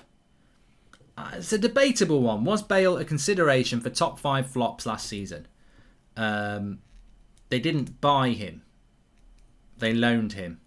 Because you could say that Vinicius has been a flop. But who did they buy that failed? Doherty? Doherty's a good shout. If we lose Pogba, get Renato, says Ricardo Dunkley. Reguilon is a loan, really. I mean, to be fair, Højbjerg did well, didn't he? Doherty is a good one. Who's next in the league? We need to whiz through this so we can actually get down to our 5. Arsenal, Partey. Easy. Leeds, irrelevant. Everton, Rodriguez. Villa, can't think of anyone for Villa. Newcastle, irrelevant. Wolves. When did they get Semedo? Was Semedo brought in the summer? Josh King. Can't even be bothered to talk about him. Arsenal had a couple. Willian as well. Good point. Scored on the opening day. Barkley at Villa is a loan, isn't he? Semedo, yeah, definitely Semedo. Semedo. Semedo. I don't really want to go any lower than that. Palace, Southampton, Brighton, Burnley. To be fair, you're all too small a club to care about flops. Right, so we've got our contenders. Gladiators, ready. We've got our contenders here. Jim White's top 5 flops last season. We've got Aki, Van der Beek, Thiago, Werner, Doherty, Partey, Willian, Rodriguez and Semedo. So we need to get to a top 5 here. So we've got, our contenders are 1, 2, 3, 4, 5, 6, 7, 8, 9. We've got 9 contenders to get down to a top 5. Aki, Van der Beek, Thiago, Werner, Doherty, Partey, Willian, Rodriguez, Semedo. Now,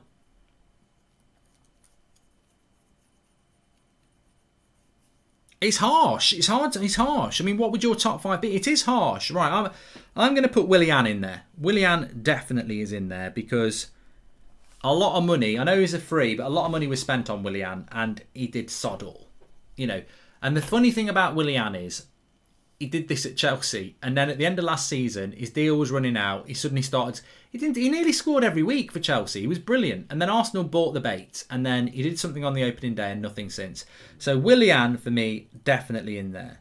I'm not convinced about putting Thomas Partey in there. I think that injury, and he's not been as bad as people think.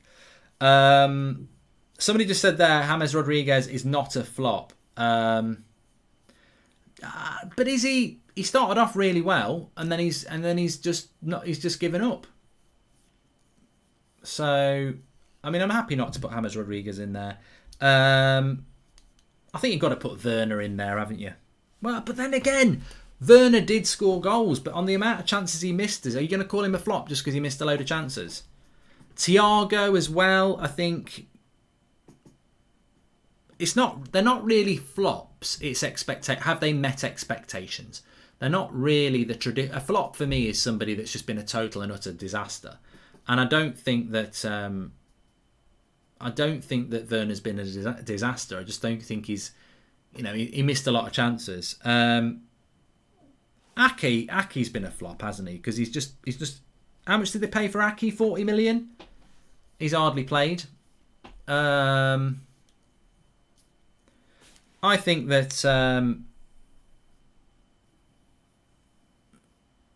I'm not going to put Rodriguez in there. I'm not going to put Thiago in there, and I'm not going to put Werner in there.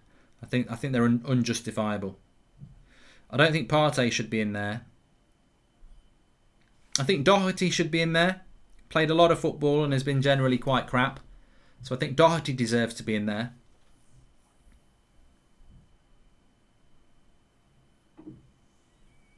How much did they play for Brewster? Ryan Brewster. A lot of people are saying Brewster. How much did they pay for him? Because I think he's got to go in there. They paid 25 million. Which is like 100 million for Sheffield United.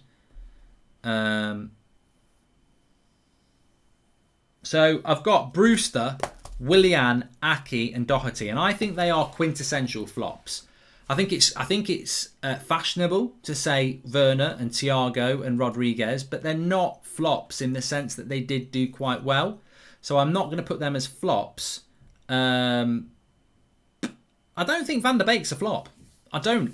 I know we've put Van der Beek there, but as a United fan, I don't think he is a flop, and I don't think Ziyech's a flop either.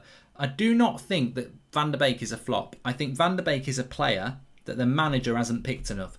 Because as a United fan, I'm telling you now, he's man of the match against Wolves.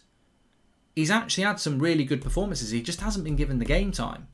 So I refuse to say that Van der Beek is a flop, because a flop is somebody that plays and doesn't do well. He has done well. He's just not been picked enough. And I think if you are a United fan, you can point the finger at the manager for that. What about Semedo? Do you think he's been a flop? Wolves had a shit season. I haven't really liked him for Portugal.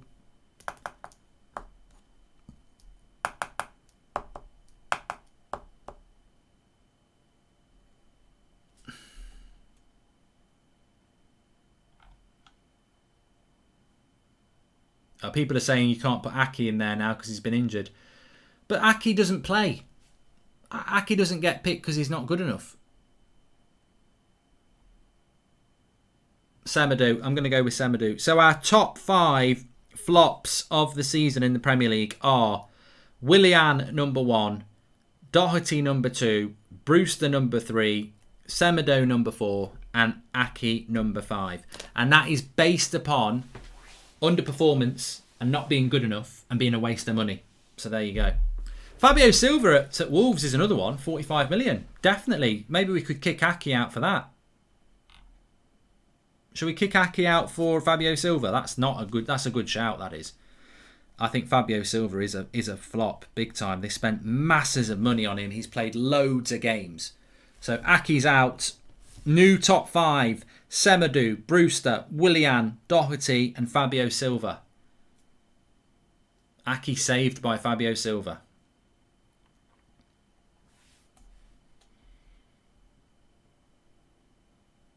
He's an 18-year-old kid, says Reese. Well, they spent 45 million on him. If you're old enough, you're good enough. Bellingham's 17. Stop being ageist and making an excuse. Why did they spend 45 million on him?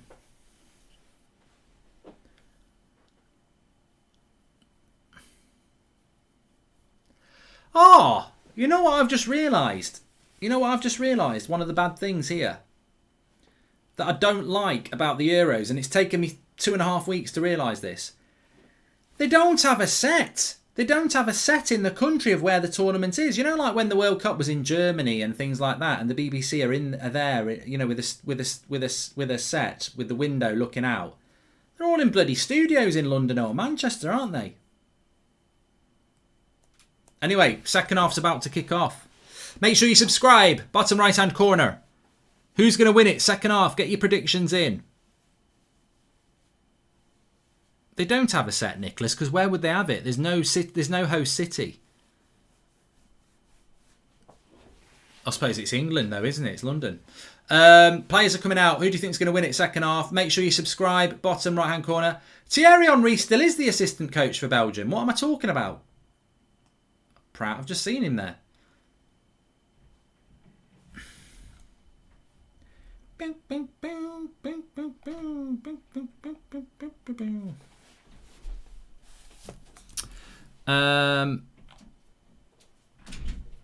And a big shout out to Spond. Make sure you download it. Links in the video description for that.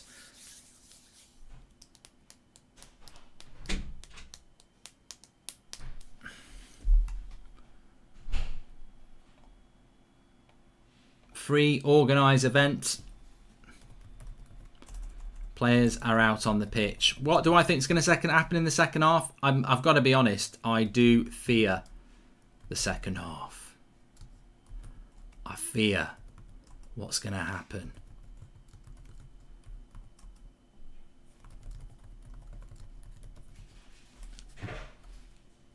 Oh, they've kicked off already. I missed the kick-off there. Bloody Pratt. You're bloody Pratt. You missed the second half kick-off there. Let's get the timer on here. You bloody idiot. Come on. 30 seconds. Let's go.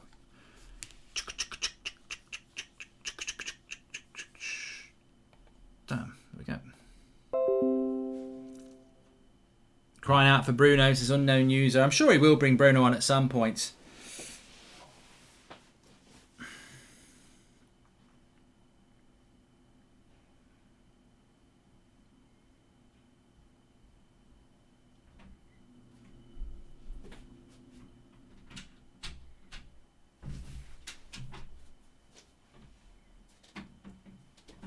Oh, for the just to let the person know, the troll in the live chat who was trying to wind me up, I did see it. All I'm going to say is,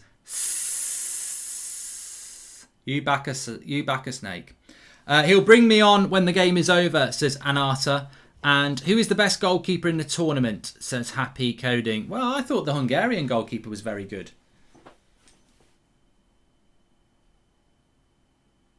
Greg doesn't want Trippier at United. I think De Bruyne might be injured here. Again.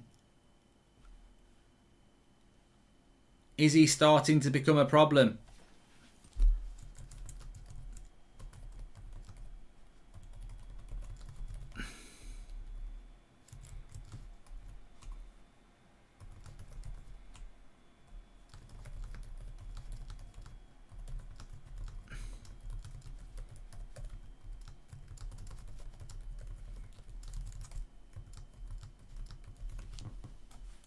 It's Mertens coming on. De Bruyne comes off.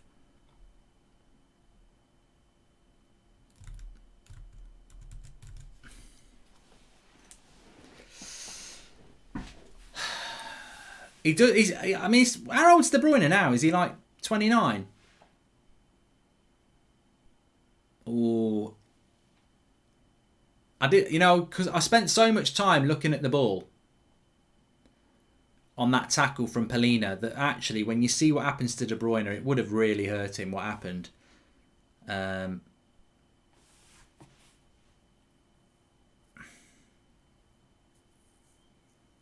Ankles seem to be the problems. He doesn't play every game for City, your Pratt. He was out injured for about 2 months last year.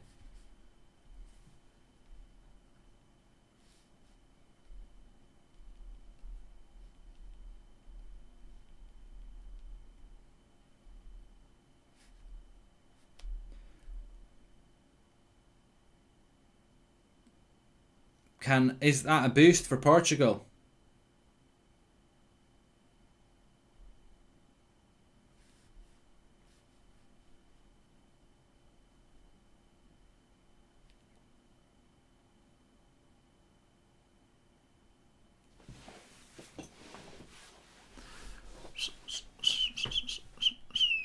No, Sanchez goes down injured now. Advath is 30 tomorrow. Oh, to be 30 again, Advath. Enjoy it. Age is just a number.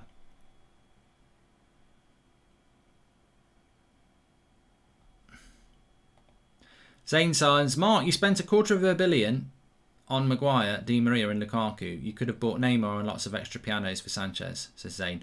Mate, I dread to think how much you're about to spend £50 million on Ben White.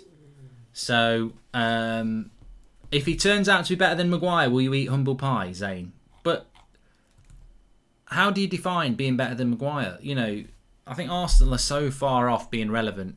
But fair play. You know what? Fair play to Arsenal for finding 50 million to spend on a centre-back. You know, that's a lot of money. You know, maybe this, on a serious note, maybe Arsenal have got big money to spend this summer, because 50 million on a centre-back is a lot of money, isn't it? So, you know what? Maybe there's something in that.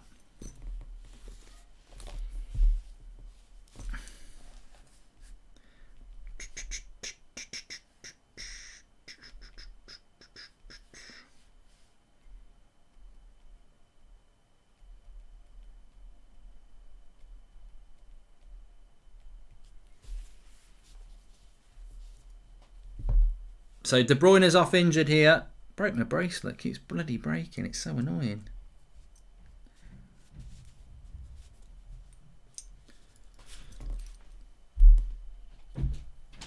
Just heard him. I don't know where he is.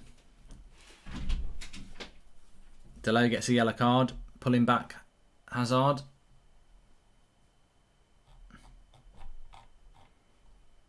Somebody just said you missed a super chat. Doesn't matter. I'll find it. 50 minutes gone. Belgium with the lead 1-0. This sort of game could be solved by this one goal. Could be that.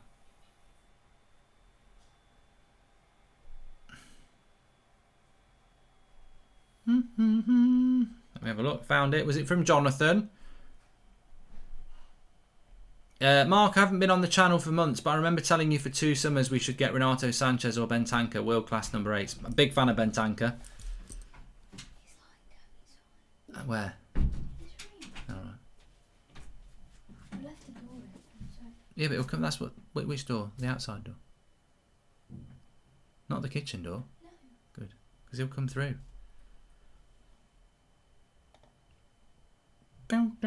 Cat bridge.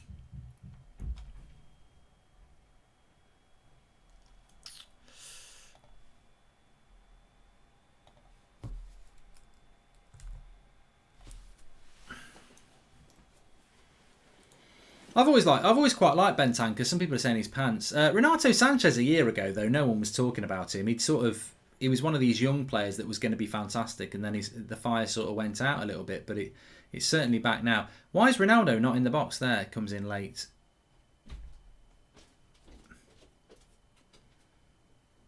They're pushing. They're pushing here. Arsenal 50 million on Ben White and Zayn 35 million on Super Chats this year, says Thomas Hamadi. Who's this Dela Cruz, says Druv Dave. Well, I think they used to be in a band. But he's a Uruguayan. I think he's about 25. I think he's an attacking midfielder as well. I don't know why we've been linked to him. Hazard's playing well now, says Archie Wall. Well, he needs to step up to the plate with De Bruyne off. Definitely.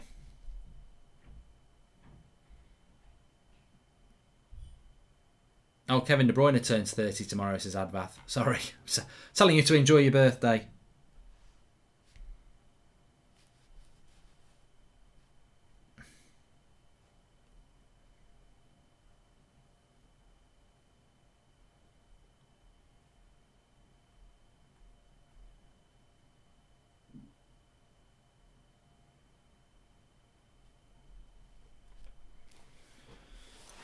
Mark, ability-wise, who is better, Keane or Vieira? This football's so much more than just pure talent, though, isn't it? Like Messi's miles better than Ronaldo when it comes to natural ability. Yet many people would argue there's not much between them as a player. So I think Vieira would probably be the Messi and Keane would probably be the Ronaldo. Here is Ronaldo. Oh, he hit it well, blocked. Portugal are pushing here. Goes for a throw-in. Lukaku complains a lot. Definitely. Somebody just said it there. He used to get on my bloody tits at United. He was forever moaning, and most of the time it was his fault.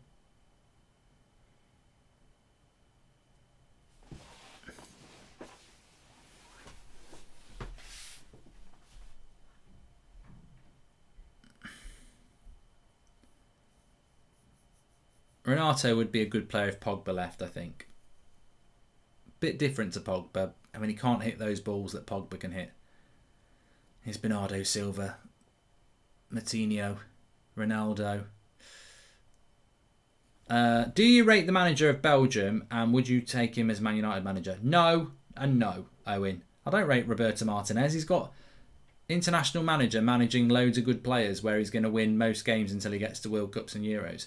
The Glazers won't spend so, Mark, but the Super Chat money into the transfer kit. So basically, Zane, your mum paid for Maguire. Nice one, mate, says Luke 82.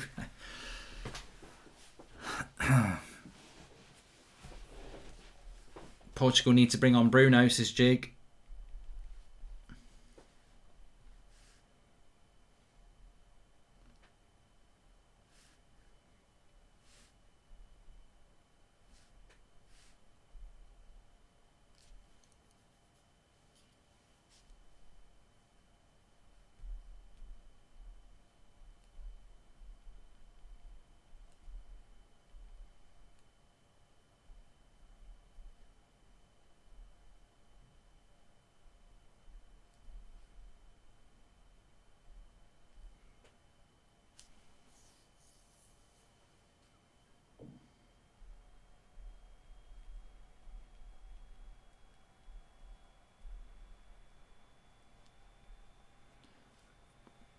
mean, I've got to be honest, in relation to Belgium, I think they've been a bit of a disappointment. I mean, it's not...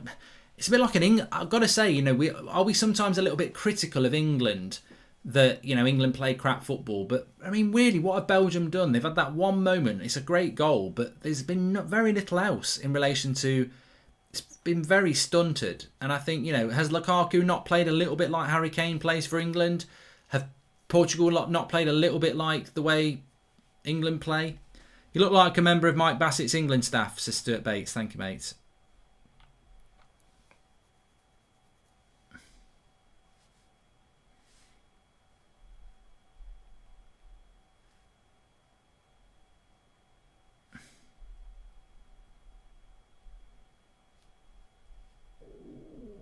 That's my stomach. I don't know anybody else. Probably some of you are quite young, but I think I've got like something wrong with my stomach. I have certain foods and the stomach goes mad. Shreddies. That's what I've had. I'm just trying to think what I've eaten. I had a bowl of shreddies in between the two matches, and I love shreddies, but you know, foods that aren't good for you. I don't think shreddies are very good for me. They don't agree with me. Yes, we do. Well, time is moving on.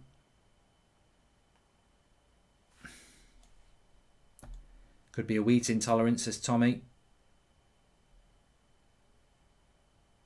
Greg says, I'm thinking of becoming a member on United Stand. Is it actually worth it? Well, if you want to support the channel, it is. You get a little badge next to your name, etc. Oh, it's a lovely ball in. And Jota's shit. He's absolutely shit. I think Jota's had a crap tournament. What is he on about there? How does he not score that?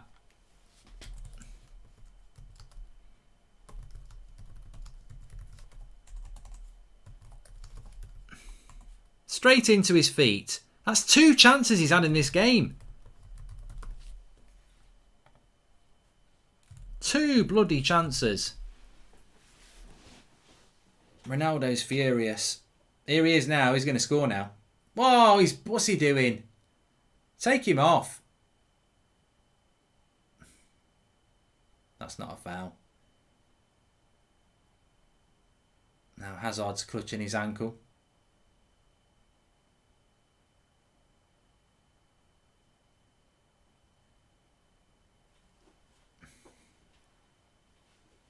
Kevin De Bruyne went off with an injury, James Bush.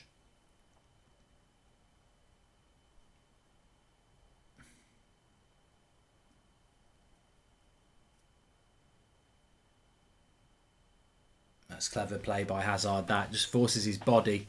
Renato Sanchez doesn't deserve to be on the losing side here. Playing very well. It's Jota's crap. Take him off, for God's sake. Bruno's on, you know. I didn't even know Bruno was on. Bruno's on. Wasn't even looking. João Felix is on. Bruno is on. Silva's off and Matinho is off. I didn't even see them subs. Sorry, I don't know what I was doing. Half an hour. Come on. Come on, Bruno. Come on, João. Come on, Renato. Take Jota off as well. João Felix is probably going to be quite rusty, though. Oh, no. Good defending by Ruben Diaz. He's offside anyway. Oh, no, no, no, no, no. Oh, no. Oh, no. I was on my phone because I'm trying to sort out the show for 10 o'clock. Always busy. Busy, busy bee. I'm a busy bee. Guerrero brings it forward. Rolls it into Jota, who's been shit.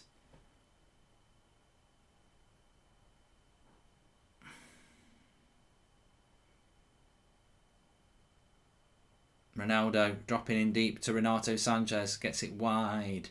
Guerrero. He's going to whip it in. No, he's not, because Ronaldo's not in the middle. Renato Sanchez. Good cross. João Felix! It's a good header straight at the keeper. Courtois couldn't get any power on it, but better. Better. Thoughts on the Portugal manager, says Sean. He's all over the shop, isn't he, Sean? He's very indecisive. I thought it was a good header by João Felix, but easy save for Courtois. Yeah, he changes his team around a lot. When you think about Portugal, the first game against Hungary, they played Carvalho and Danilo in the midfield. he changes his midfield around a lot. I like this Portugal side better. It's an attacking side now, and I think they've got to attack.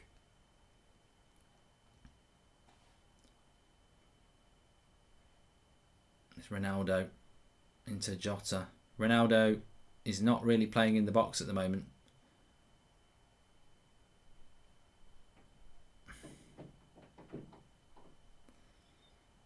Portuguese Southgate, says Bunny. Nice little ball in there. Bruno's there. Bruno. Worth a go. Good play. Get Craig back. He's awesome. The GOAT, please, Mark, says Carrie. I know that's Craig's burner account, by the way. So, João Felix has had a header. Bruno's had a shot. Still half an hour to go. Plenty of time to go. Plenty of time to go. It's a good second half, though. It's stretched.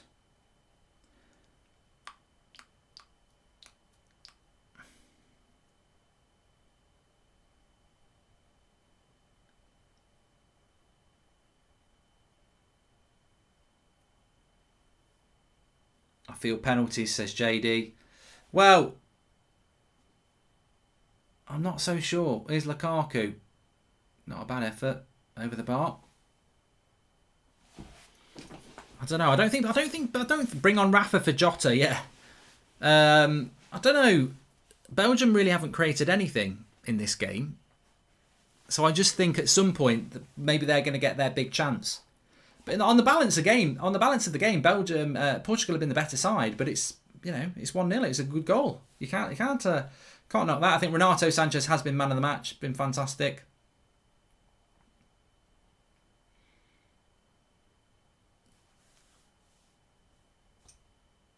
Uma says, yeah, Belgium haven't even been that good.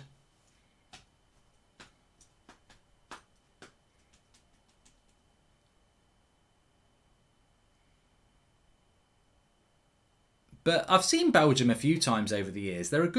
Belgium are a good side when they're playing like the lesser teams. But when Belgium play the better teams, they do. I don't know whether anyone else has noticed this, but I noticed it when they got knocked out of the World Cup as well.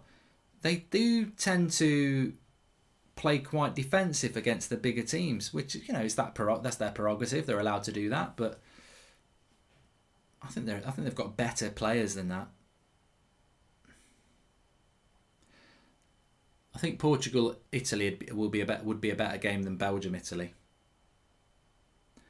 Go and buy Renato right now, says Red Devils. I'll tell you what, I think Delo's had a good game. That's my stomach again. That's not even a trump. That was just my stomach going like a bomb. That's shreddies. Definitely not eating them anymore. I love shreddies. I've always loved them, but there's definitely a problem. Polar Bear wants a fight, says C3G. Yeah, thanks everyone who watched my video this week on Mark Goldbridge channel. Frustration for Ronaldo there.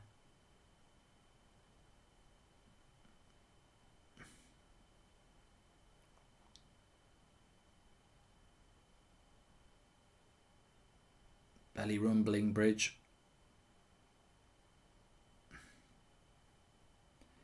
Jesse, paint a picture about how it's gonna be.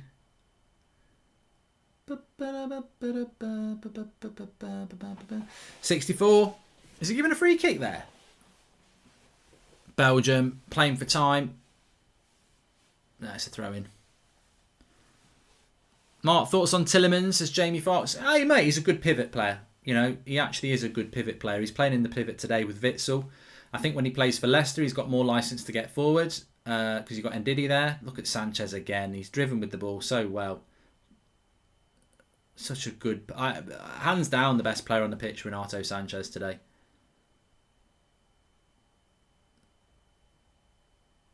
He's made the run again here. Just needs to play it inside. Why didn't he pass? Why didn't he pass that ball there?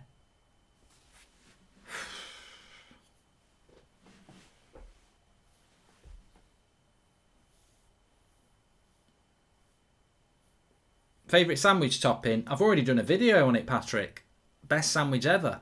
Type it in. Goldbridge makes the best sandwich ever. It's a banging video and it's a banging sandwich.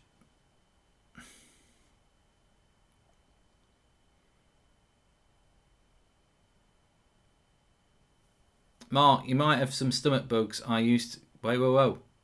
I used to get weird noises after eating and I ate some papaya seeds and they got rid of them. Love from Houston, says Robel. Goldometer, Portugal next goal. If it will happen, I think it's going to be 1-0. I don't think Belgium will score again in 90 minutes.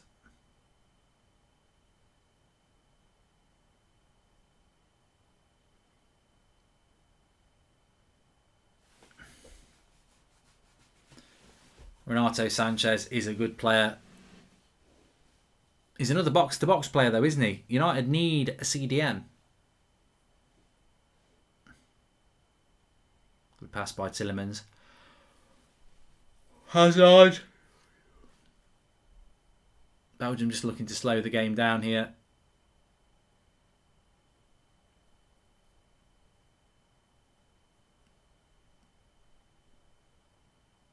Oh, lovely little flick. Well in by Pepe. Lukaku wins it back.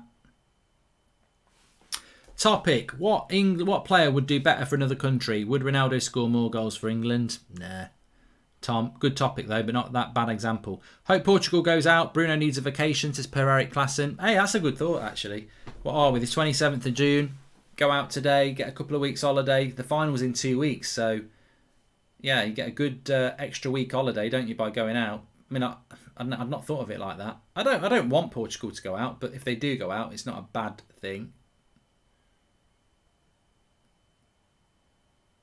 Ronaldo's golden boot is starting to disappear. Andre Silva, it's got to be for Jota. Got to be for Jota. I can't think of anyone else. He's not going to take Renato Sanchez off. He's not going to take Paulino off. And he's not going to take Ronaldo off. So, got to be for Jota.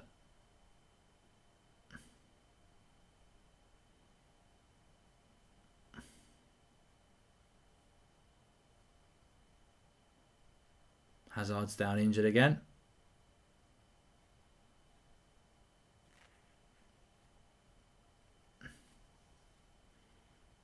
It's not Rafa, that's Andre Silva coming on.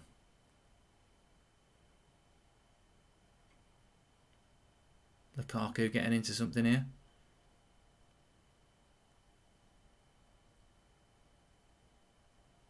Bruno with the foul.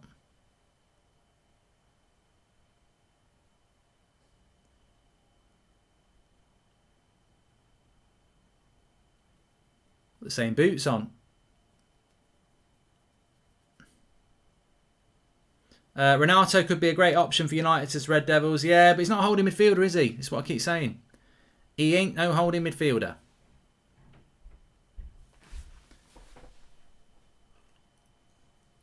If Pogba left, I'd take him.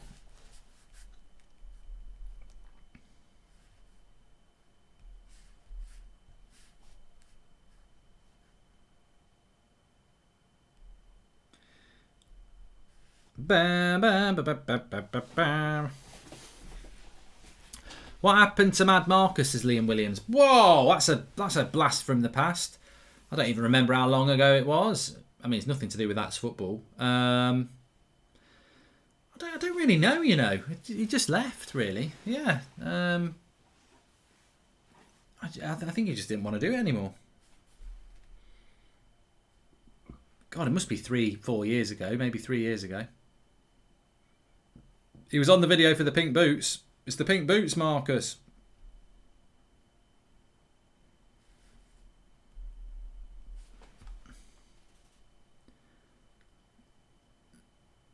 When are you going to do some gaming live streams, says Greg? Well, check me out on Twitch. That's where I do my gaming stuff now. Goldbridge TV. I'm live on there at 11 o'clock tonight doing a Euros chat for an hour at 11 o'clock. We've really enjoyed this. Late night chats on Twitch.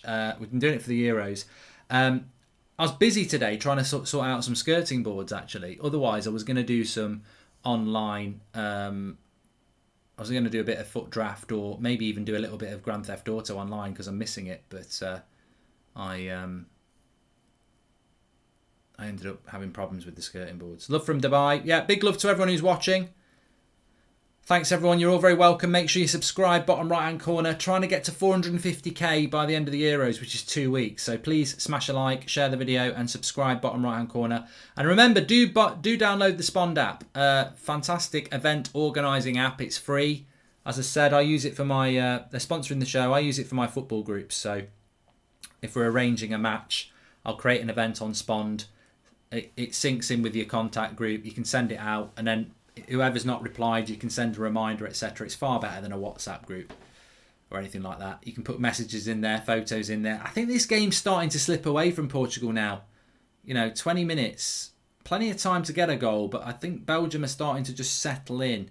And Smazzy wants Portugal to score. I think extra time penalties would be lovely to watch, wouldn't it? But Belgium is just. I think Portugal are going to have to start. Oh, referee. News on Goldbridge podcast, says Nitram. That's something I want to get onto this week, actually.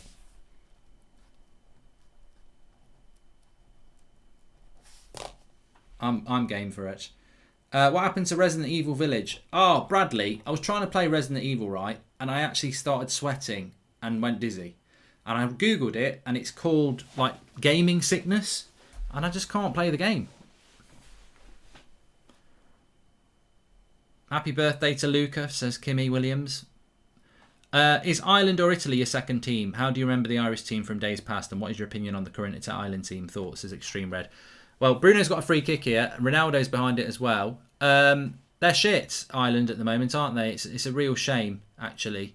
I don't really understand. I presume it's to do with the Irish FA. The English FA is not that good, Yeah, but I always want Ireland to do well. I always want Italy to do well. They're probably my three national teams that I always want to do well. For different reasons. I've got a soft spot for Ireland. Ronaldo with the free kick. Too far out. Straight into the wall. Starting to get frustrated. And you wonder now. Ronaldo only got 5 goals. It might be enough though. Let's have a look at the Euro top scorers chart. I say that, it might be enough. He's got 5. Schick has got 4. Lukaku's got 3. But Lukaku's not looked like scoring tonight. And against Italy, I don't think he'll find it easy. Lewandowski's out. Wijnaldum's out. Shaqiri's going out. Benzema's got 2. He could be an outsider.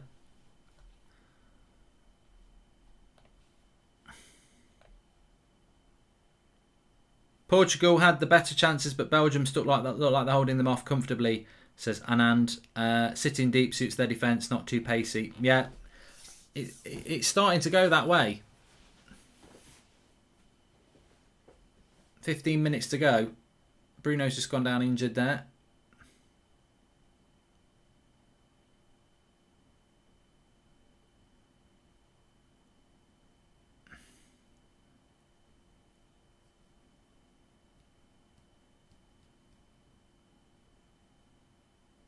$15 minutes to go. Here's Renato Sanchez. Had a very good game.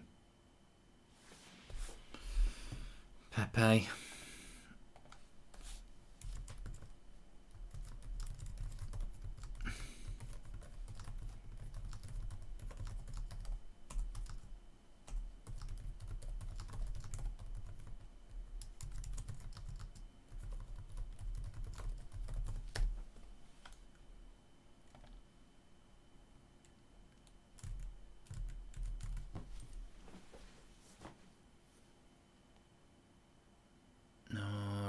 Trying to shoot.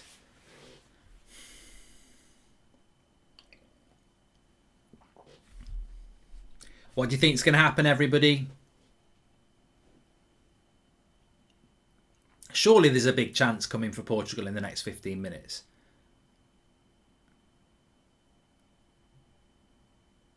Well done, Lukaku there. Very strong.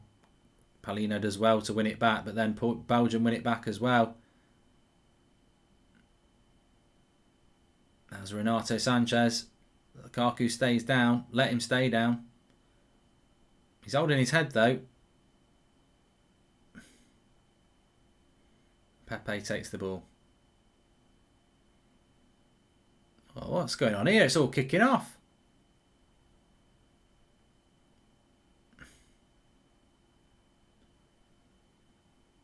It's all kicking. He bloody Courtois is there. He's fancied a run. I mean, there's really not much in it.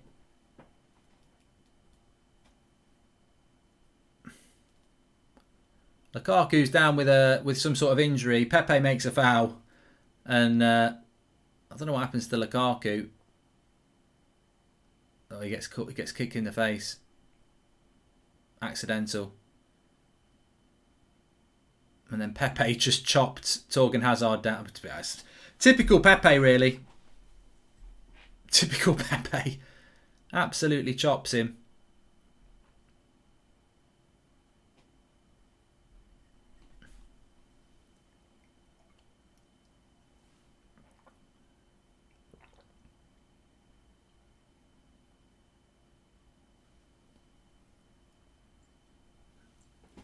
All good for Belgium. Just uses up a little bit of time, doesn't it? So tomorrow, what have we got tomorrow? France, Switzerland, 8 o'clock tomorrow night. Spain, Croatia. No Perisic for Croatia, which is a shame.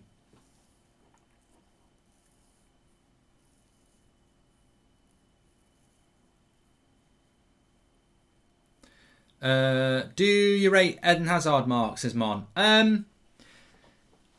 It's a difficult one with Eden Hazard. There's no look for me. I think Eden Hazard at Chelsea was world class. I think at Real Madrid he's not even been in the top 10 players in the world, and that to me is a real big question mark. Because how old was Eden Hazard when he went to Real Madrid? 28. Palina's coming off. Danilo comes on. So he's 30 now. So he was about 28 when he went to Real Madrid. You know, that's the same age as Paul Pogba is now.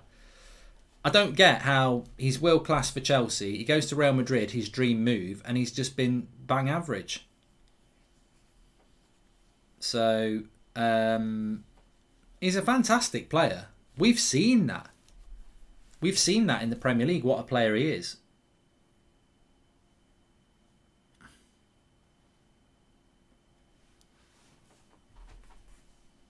Could be injuries yet.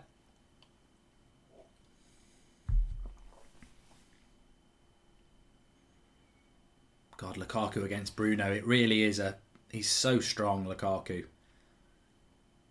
You're going to 50-50 with him. There's not many people that's going to win a shoulder barge with Romelu Lukaku. It is a question for you then.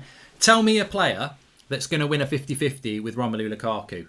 Akin Fenway. Yeah, probably. But Dutch fan here, please console me. I'm broken, says Govand. Mate, I do feel sorry for the Dutch because footballers are so soft nowadays, says MNK Group. That Dutch loss is all about your man, Malen. What a miss. But then the fact that they went up the other end and the red card happened. I'd say Malen is the player. But I really like Malen. I think he's a good young player.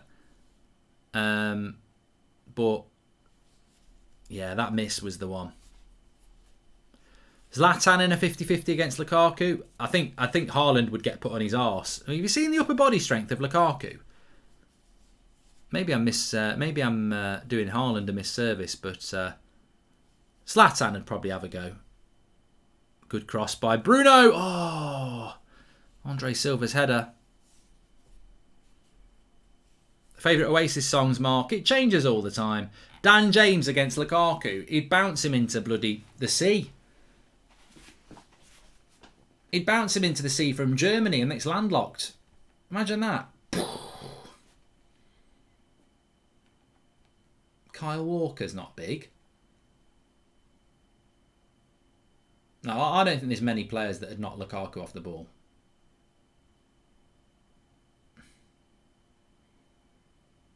He's 6'3", and his shoulders are massive.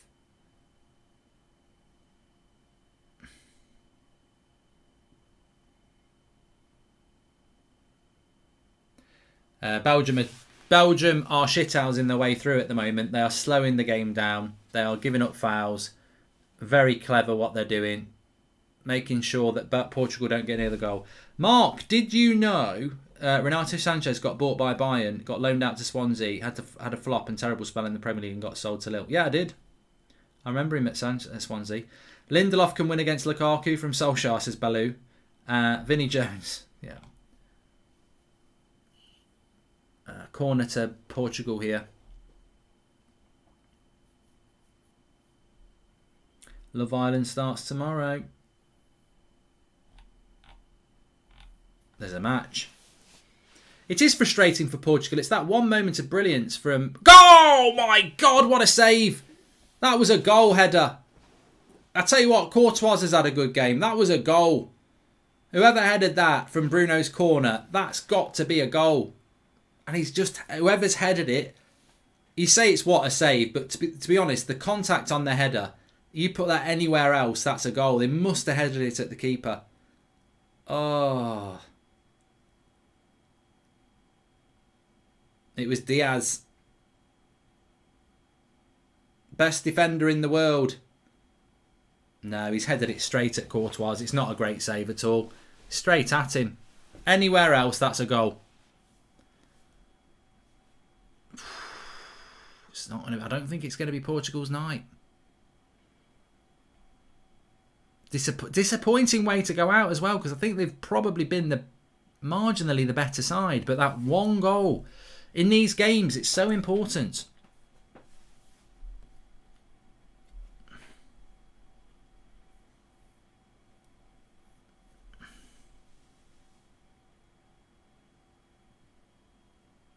Headed away again. Oh, he's at the post! He's at the post. Oh. And now it's Belgium coming away with a 3v2. Lukaku.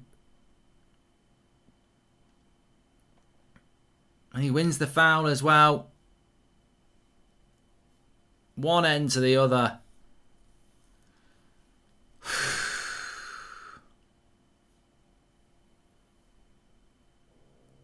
I think it was it Guerrera? He's hit it well. He's hit the post. Yeah. He's hit it really well. Lovely hit. Can you do... No, not read it. What a weird super chat that was. Read it for yourself if you want. Okay, so this is a free kick. Lukaku's on it.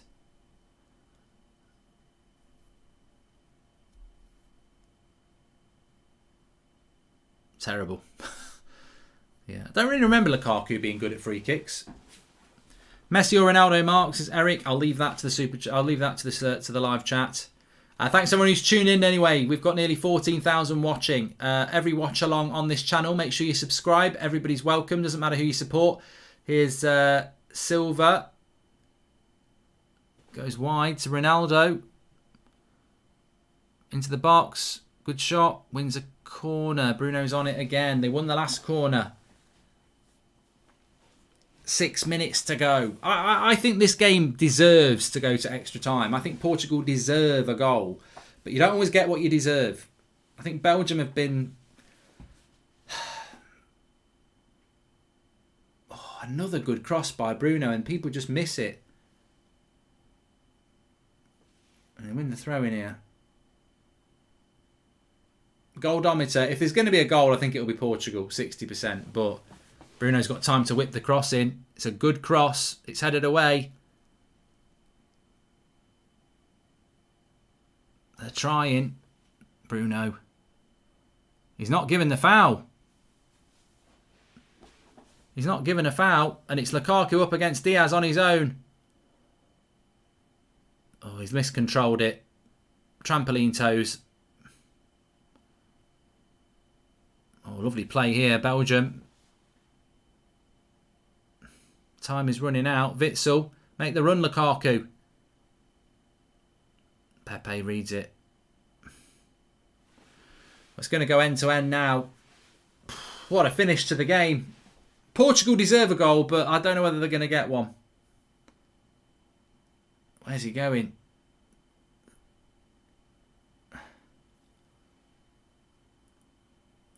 Delot does brilliantly well. Bruno. Terrible cross.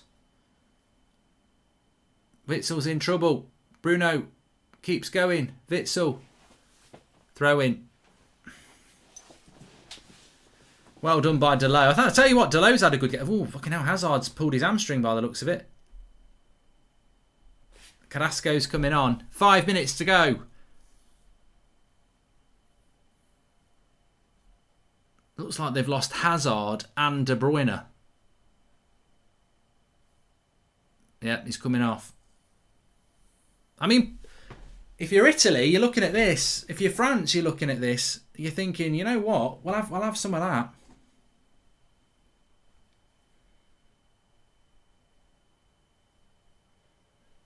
Carrasco on for Hazard. 86 minutes. Delot's going to chuck a long throw in.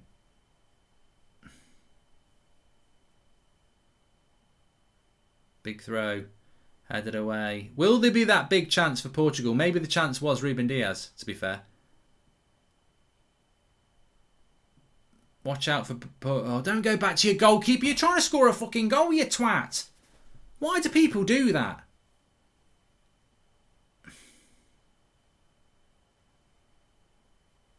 Well, that's a nice ball into Andre Silva from Ruben Diaz. Take your time, take your time. Come back to Delot. Come back to Delot. Cross comes in.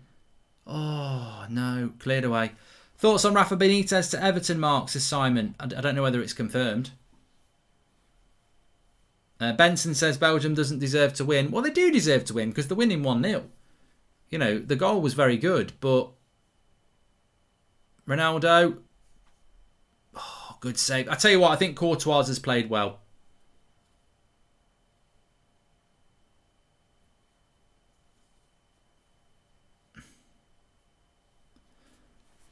But it's been a very, very defensive Belgium side. They've not really entertained attacking-wise, have they? Considering the talent that they've got. I mean, it's a wonder goal by Thorgan Hazard, but defensively they've played well. Offensively, I think they've been very disappointing. And it'll be interesting to see if they do go through whether De Bruyne and Hazard are out, because I think the game might be on Friday. Lovely play by Delot. He's all on his own. He's trying to force the game himself here, Delot, from the right. Lukaku does well. Look at that strength. He'll want a free kick. Oh, look at this by Lukaku. You can play him in, Lukaku. Carrasco. Carrasco. Carrasco. Carrasco. Carrasco. He's not going to get a shot off. Portugal win it. Bruno. Good play by Bruno. He needs to find a pass.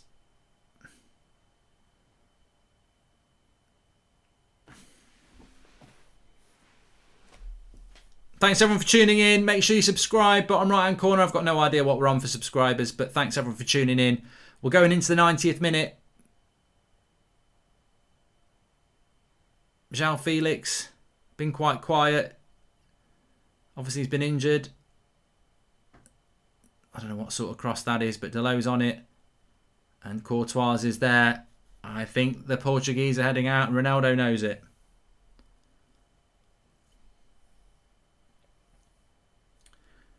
Be 5 added minutes apparently.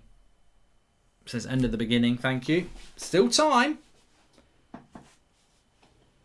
Italy-Belgium will be an interesting quarter-final, won't it? I think Italy are better than Belgium, but what Belgium have shown tonight is they can be not very good and defend well.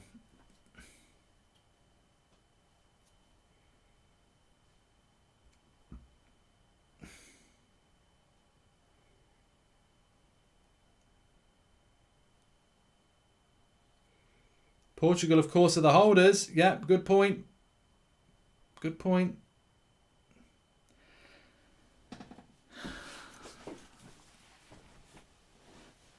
I've got to say that the Belgium defence has been good, though. Vermaelen, Alderweireld, Vertonghen, Meunier, Thorgan Hazard. Very good. Rolling back the years. Here's João Felix. Bruno. Andre Silva. it's so busy in that Belgian penalty box now. 5 minutes are going very quickly here. João Felix, he's looking to try and just dink it into the box. Pepe's gone up front as well. That will do. Got to get this cross in. Oh, and it goes for a throw in.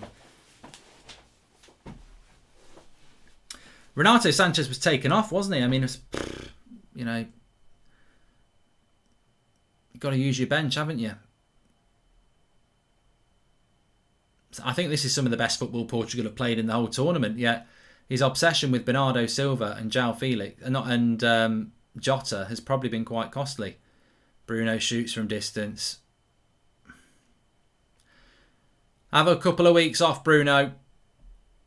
Get an extra couple of weeks off. Come back fresh. That was the header. Ruben Diaz straight at the keeper.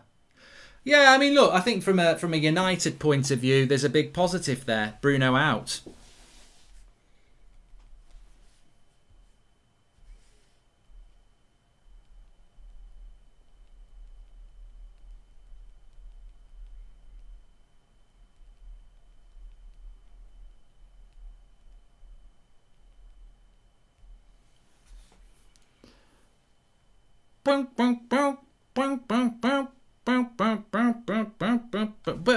But weird game, you know. I think this is football today. It's been a weird day today, hasn't it? And I think for me, the Euros is still a good tournament. I thought yesterday, you know, we got the extra time. Italy were good. The demolition man of Wales by Denmark. And then today, I think we've seen the different sides of football. We've seen, you know, Malen missing a chance that probably would have put the Dutch through.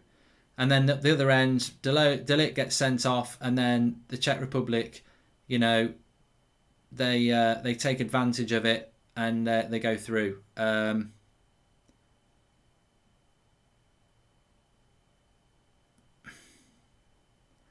then in this game, a wonder goal from Belgium just before half time, and they've basically just defended their way through.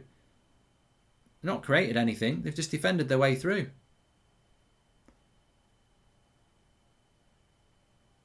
And that's part of football as well. You know, Mourinho spent a lifetime doing it. Lovely takedown by Lukaku. Mourinho spent a lifetime doing it. And sometimes football can be like that. You know, people say, oh, Belgium don't deserve to win. But how you win is how you win. It's not always about what you deserve. The reality is, Belgium scored a good goal. Portugal didn't, and they got a 2v2 here. I'm glad Bruno will get a month's rest, says Angie S. Yeah, I think that is a positive. Yeah, they got a 3v2. Danilo, you've got to move it fast, Danilo. Don't take the foul. 1 minute. 1 minute left. It's gone wide. Lovely take by João Felix. He's got to produce something magic now. And he shoots wide, and I think that'll be it. Just one of those days for Portugal, really. Lovely play by João Felix here. Just a shame he's not been fit.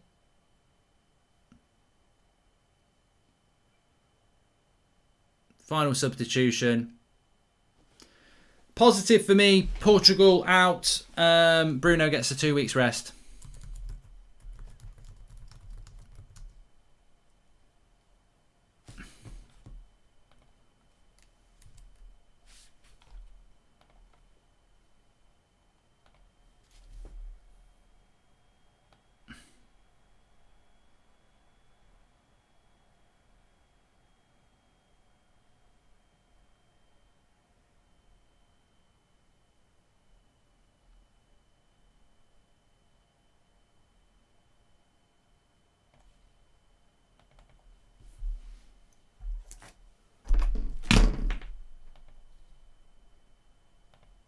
What the fucking hell? What the fucking hell? Oh. And there it is. It's over. It's over. Belgium go through. Ronaldo's furious. He can't believe it.